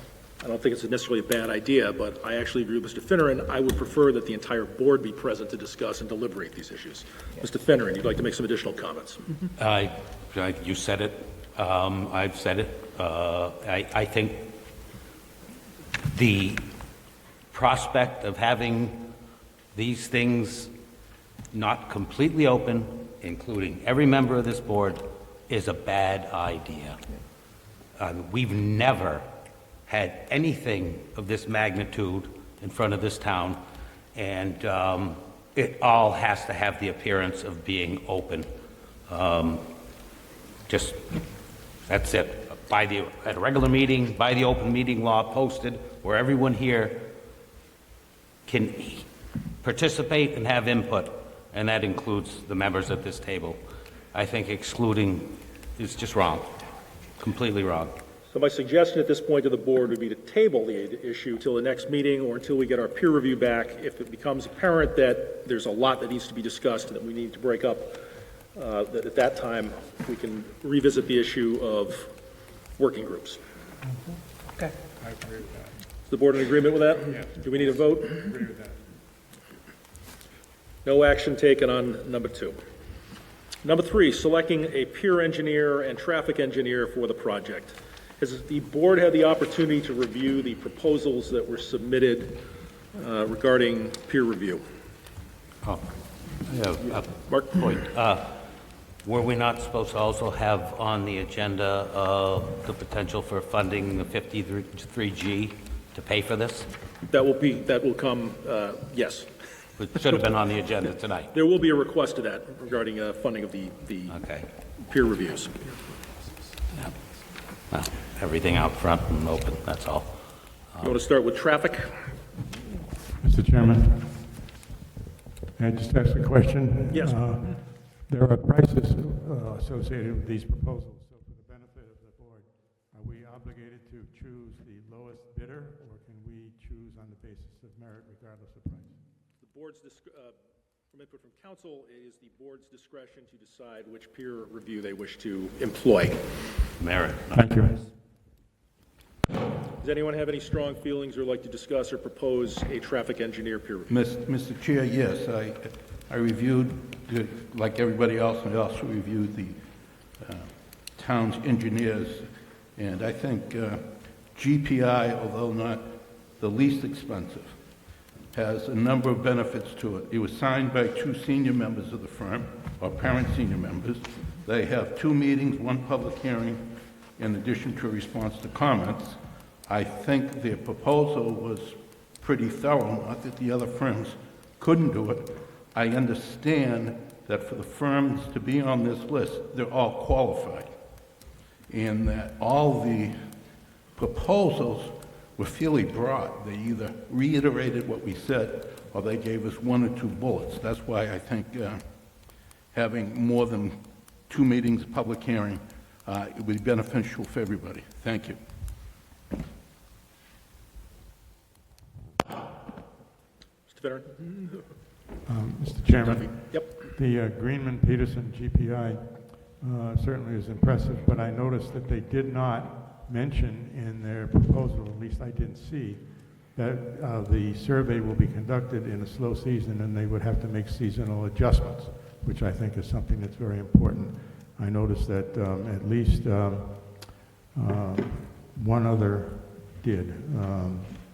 So regardless of who we choose, if it's not in their proposal, I think it has to be included. Suzanne? Since we kind of earmarked January 25th to do traffic, Van Ness, it says here, has a 3 to 4 week turnaround, which is going to be cutting it close. Weston Sampson has a 2 week. I was kind of going by the turnarounds myself to get it moving along. And I do agree that we are going to need a seasonal, I mean, they did theirs in February when it's no people. So that's all I have. Mark? I would have appreciated a little more guidance from engineering, but what I'm going to offer is that Mr. Calhoun appeared to want to recommend the 2 lowest price ones, and I think seeing how he's paying, we should eliminate them. And could I please make a comment? Mr. Freeman? I don't appreciate that sarcasm. I will state that publicly. It's not sarcasm. You've been pretty sarcastic and cynical all night, and I'll just state that for the record. That's rhetorical. Yeah. Mr. Chairman, more to the point on this question. All firms are qualified, but Vanas Associates happens to be one of the most qualified, respected, Jeffrey Dirk. I was about to make that comment. That was actually in the industry. Happy to hear that you like Van Ness. And in that regard, 2 things. One, comment about the consultant doing a study not in February. The consultant peer reviewer is not going to do any studies. They're going to peer review what we have done. If they feel that there is an additional study at whatever time that's needed, our professionals would discuss it with them and presumably would do what would be needed to satisfy your peer review consultant. So that's really a non-issue. And I would just respectfully say that there's no reason not to hire, in this case, the person or the firm with a lower bid when they are so eminently qualified. They often consult with towns. They often represent towns, not just as peer reviewer. I think you all know that. So I would just respectfully urge you to select Vanas for the traffic review. Can I add? Okay.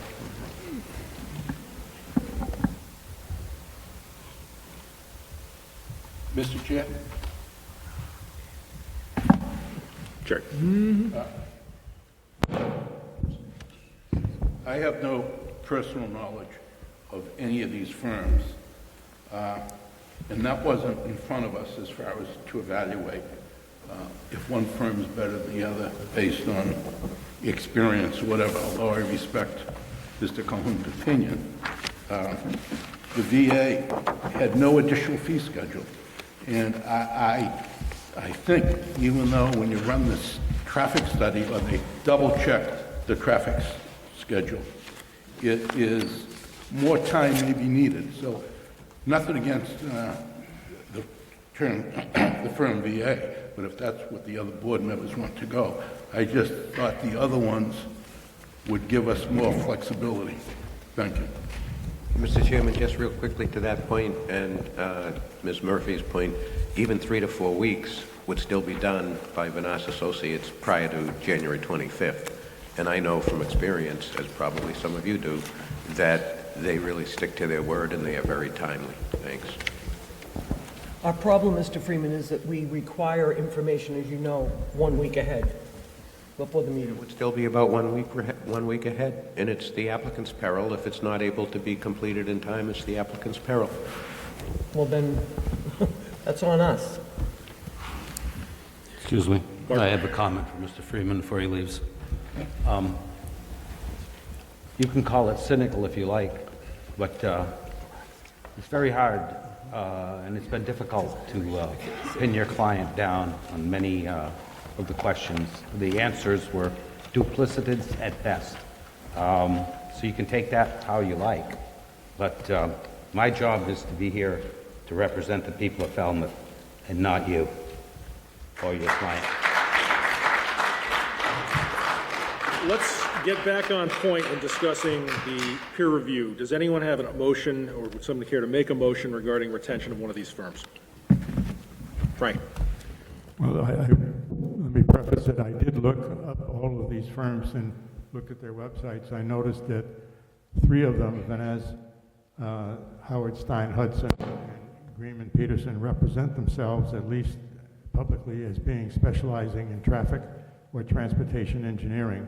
Weston and Sampson didn't really make any mention of it, although it's very clear from looking at the project they've worked on that they do some. But I would feel more comfortable that we go along with a company that does specializes in traffic engineering. I know from the work I've previously done that Vanas has a very good reputation. They have testified before many boards in this town. They've done work for other boards, so I would recommend Vanas Associates. I'll second that. Discussion? As long as the applicant agrees that the information could be here by the 18th. I appreciate that, and your point, again, yes, we accept that. As I said, it's our risk. I'm familiar with Van Ness, that I know I will echo what Mr. Duffy said. They do very good work. They've given presentations before. I'm comfortable with Van Ness. Any other discussion? So there's a motion made and seconded to retain Van Ness as our traffic peer review. All those in favor, please say aye. Aye. Opposed? Opposed. One opposed. That's a vote. Van Ness will be retained to represent the Zoning Board of Appeals at its peer review on traffic issues. Regarding engineering, everyone has reviewed the proposals. Would anyone like to discuss or propose retention of one of our applicants for this? Again, I'd just like to point out that the special counsel we voted for would have experience with all of these and would be able to provide us with guidance and knowledge. And unfortunately, we don't have that at the moment. Mr. Chair? Mr. Davis?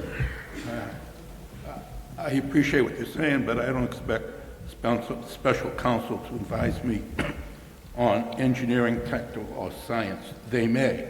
They're here to advise us on the process, the legality of our conditions. After going through the studies, and others might object, I, like Beal and Thomas, would work with them. In actually all 3, the prices are pretty close. There's no unfair bidding on it. So for those reasons, I like B&T. Frank? Mr. Chairman, I kind of concur with Mr. Patamas about Beals and Thomas, but I did note one thing in their presentation, and our assistant town engineer, Scott Schluter, did also make a recommendation that the proposal was needed some clarification on their role in the groundwater discharge permit process.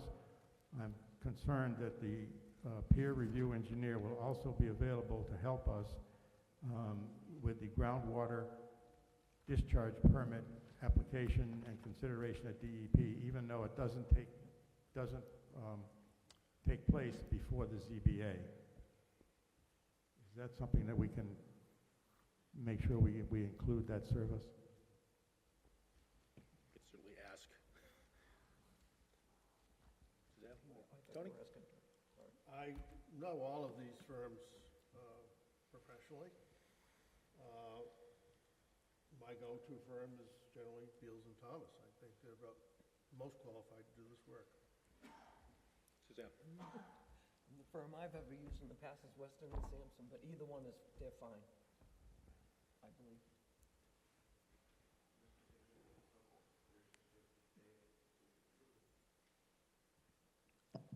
Also, just to remind the board, and perhaps those who didn't sit on the Zero Percival Drive, Beals and Thomas did review that one, and I think he was satisfied with their review.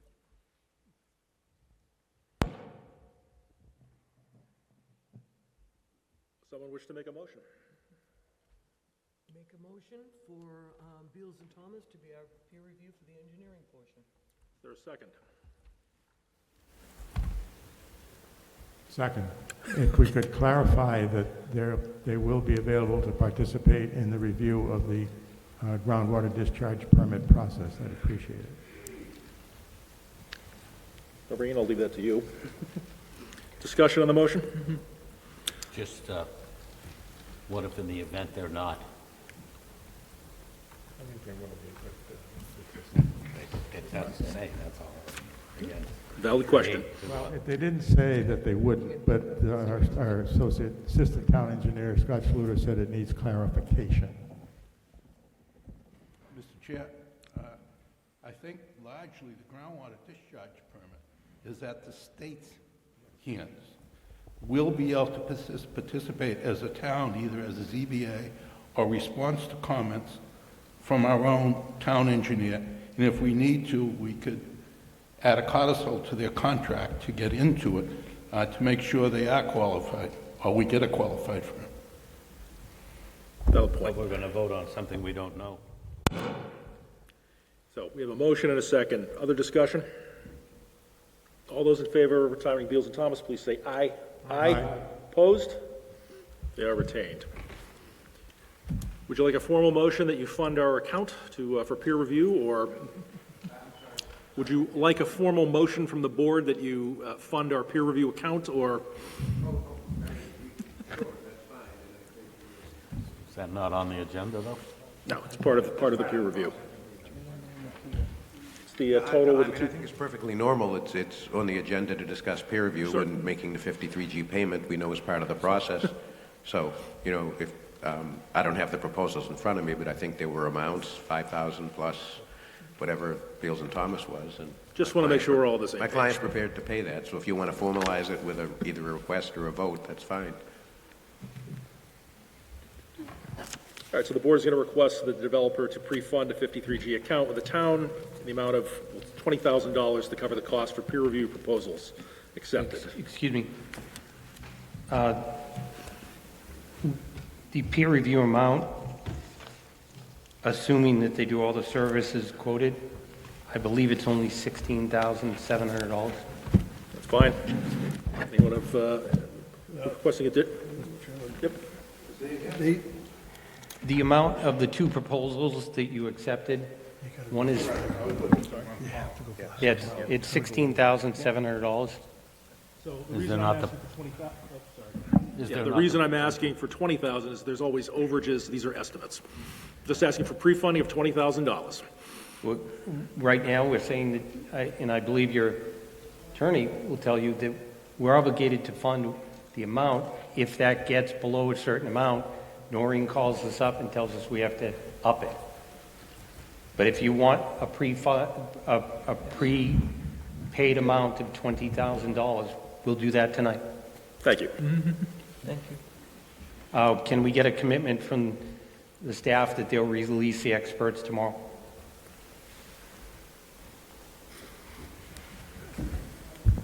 So we will reach out to the contractors that were selected tomorrow.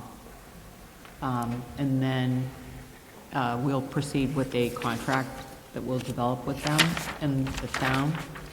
But we do have to have the 53G account pre-funded for that. That'll be funded tonight before I leave.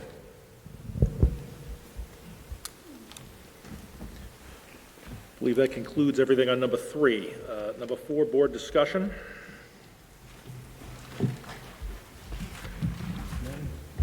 Before Peter, I have one quick question.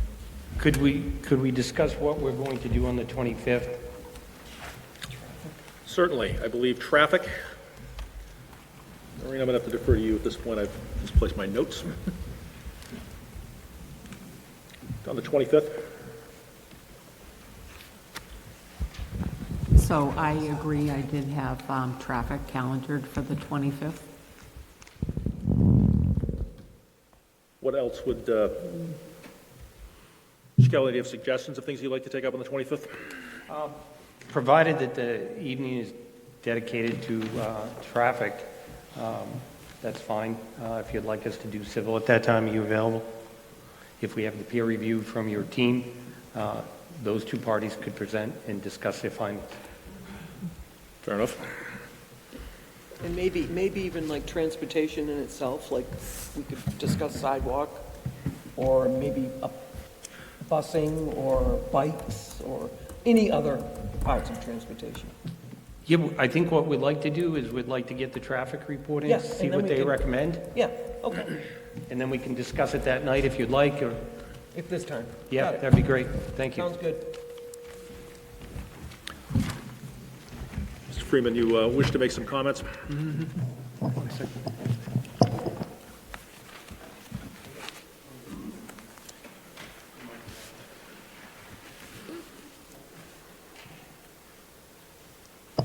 You're all set.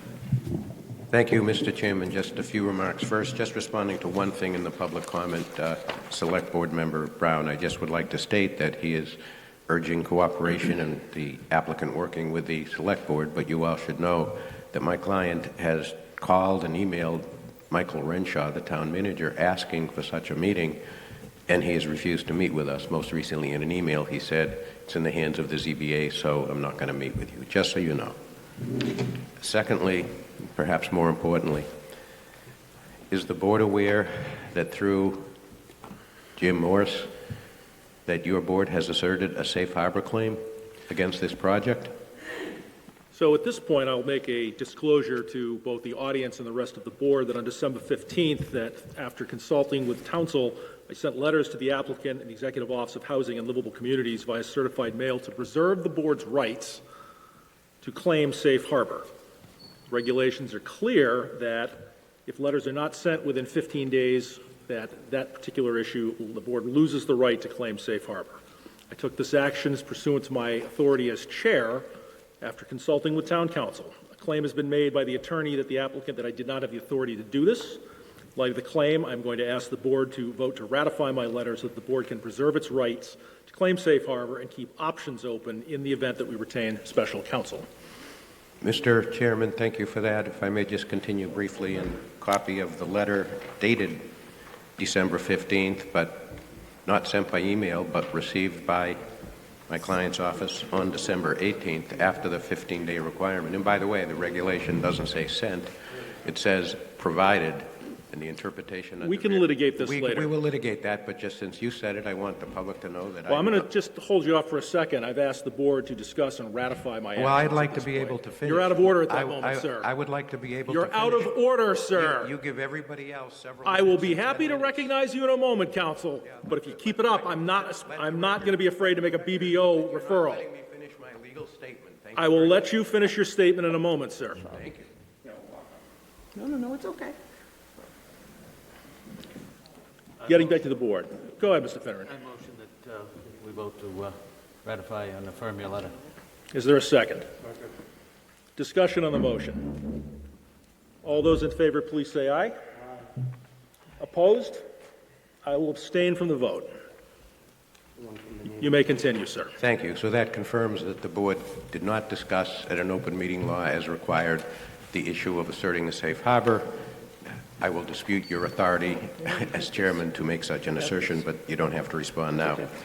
By the way, we will be appealing, and my client reserves all of its rights under 40B, both on the appeal process as to the safe harbor and in general. So, one other thing. You just voted to ratify that claim or assertion. Are the board members aware that on November 2nd, 2023, the Executive Office of Housing and Livable Communities, in response to a request by the town of Falmouth to... This isn't a deposition, counsel. I have the right to ask a question. If your members don't want to answer, let them speak or not speak for themselves. Thank you. So, oh, by the way, the letter that you sent was on behalf of the Zoning Board of Appeals of the town of Natick, just so everybody knows. That's what's in the letter. And it wasn't on official town letterhead, which is very strange. Just factual points.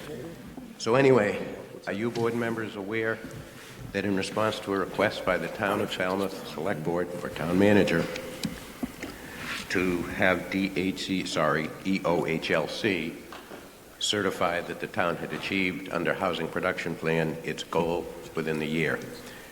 Are you aware that on November 2nd, 2023, EOHLC sent a letter to Nancy Robbins Taylor, the chair of the Falmouth Select Board, denying that claim because the claim was apparently based on Liberty Green having settled the appeals.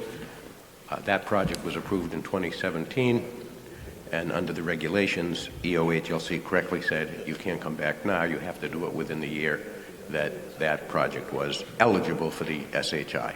So are you aware that on November 2nd, 2023, EOHLC had denied the town's request for a safe harbor? Questions are directed through the chair, counsel. Okay, through the chair. We decline to I asked the answer. question. Through the chair, I asked the question of the other board members. Were you aware that EOHLC has already denied that claim? This is not a deposition. I'm shutting this down, counsel. I told you before, if they don't want to answer, they don't have to answer, and the public will see that. The public is seeing that. Saw the same thing out of your client all night long. I respectfully disagree, but that's okay. That's what you get paid for. No, I don't get paid for it. I take my job seriously and professionally, and you can check my Counsel, anything track else? record. Counsel, anything else? No, there's nothing else. The record will speak for itself. See you on January 25th. Thank you. Any additional board updates? Submit our letters for the record. Yeah, that's fine. Under future agenda items, I want to add an item to the January 4th, 2024 agenda. It concerns the retention of special town council for this particular project. The project's merits will not be discussed.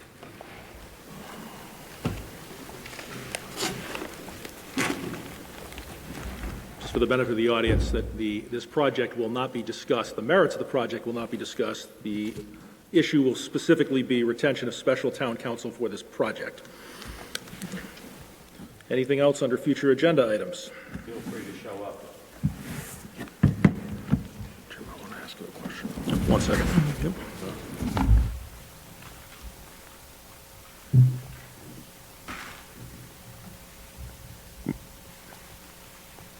Mr. Chairman, I apologize. I was looking at my paper, so when you mentioned the discussion of special counsel, I didn't hear, and I didn't hear when you say that may be discussed, but not the merits of the project. It would be our intention to most likely discuss or retain special town council at the meeting of January 4th. The project itself or the merits will not be discussed, merely the discussion of retention of special town council. Okay. 40B council. All right.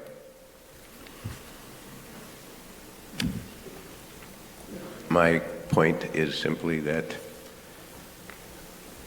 you have to make sure that such a statement tonight complies with the open meeting law.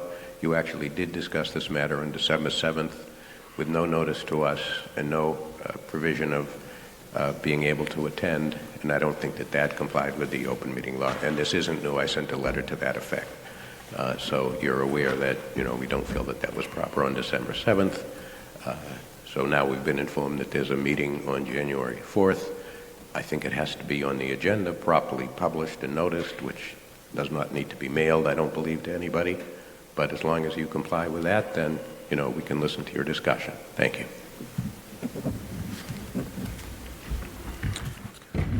Just like to clarify the date we selected for the next meeting, for the next hearing on 40B. Was that a Thursday or was it a Wednesday? That is a Thursday. Okay, just wanted to be clear. 125. Are we all in agreement? Yes. All right. No, special one four. No. Anything else to come before the board? The next meeting of the regular meeting of the Falmouth Zoning Board of Appeals will be January 4th, 2024, 6 p.m. at the Selectmen's Meeting Room at Town Hall. Is there a motion to adjourn? Is there a second? All those in favor, please say aye. Aye. Opposed? We are adjourned.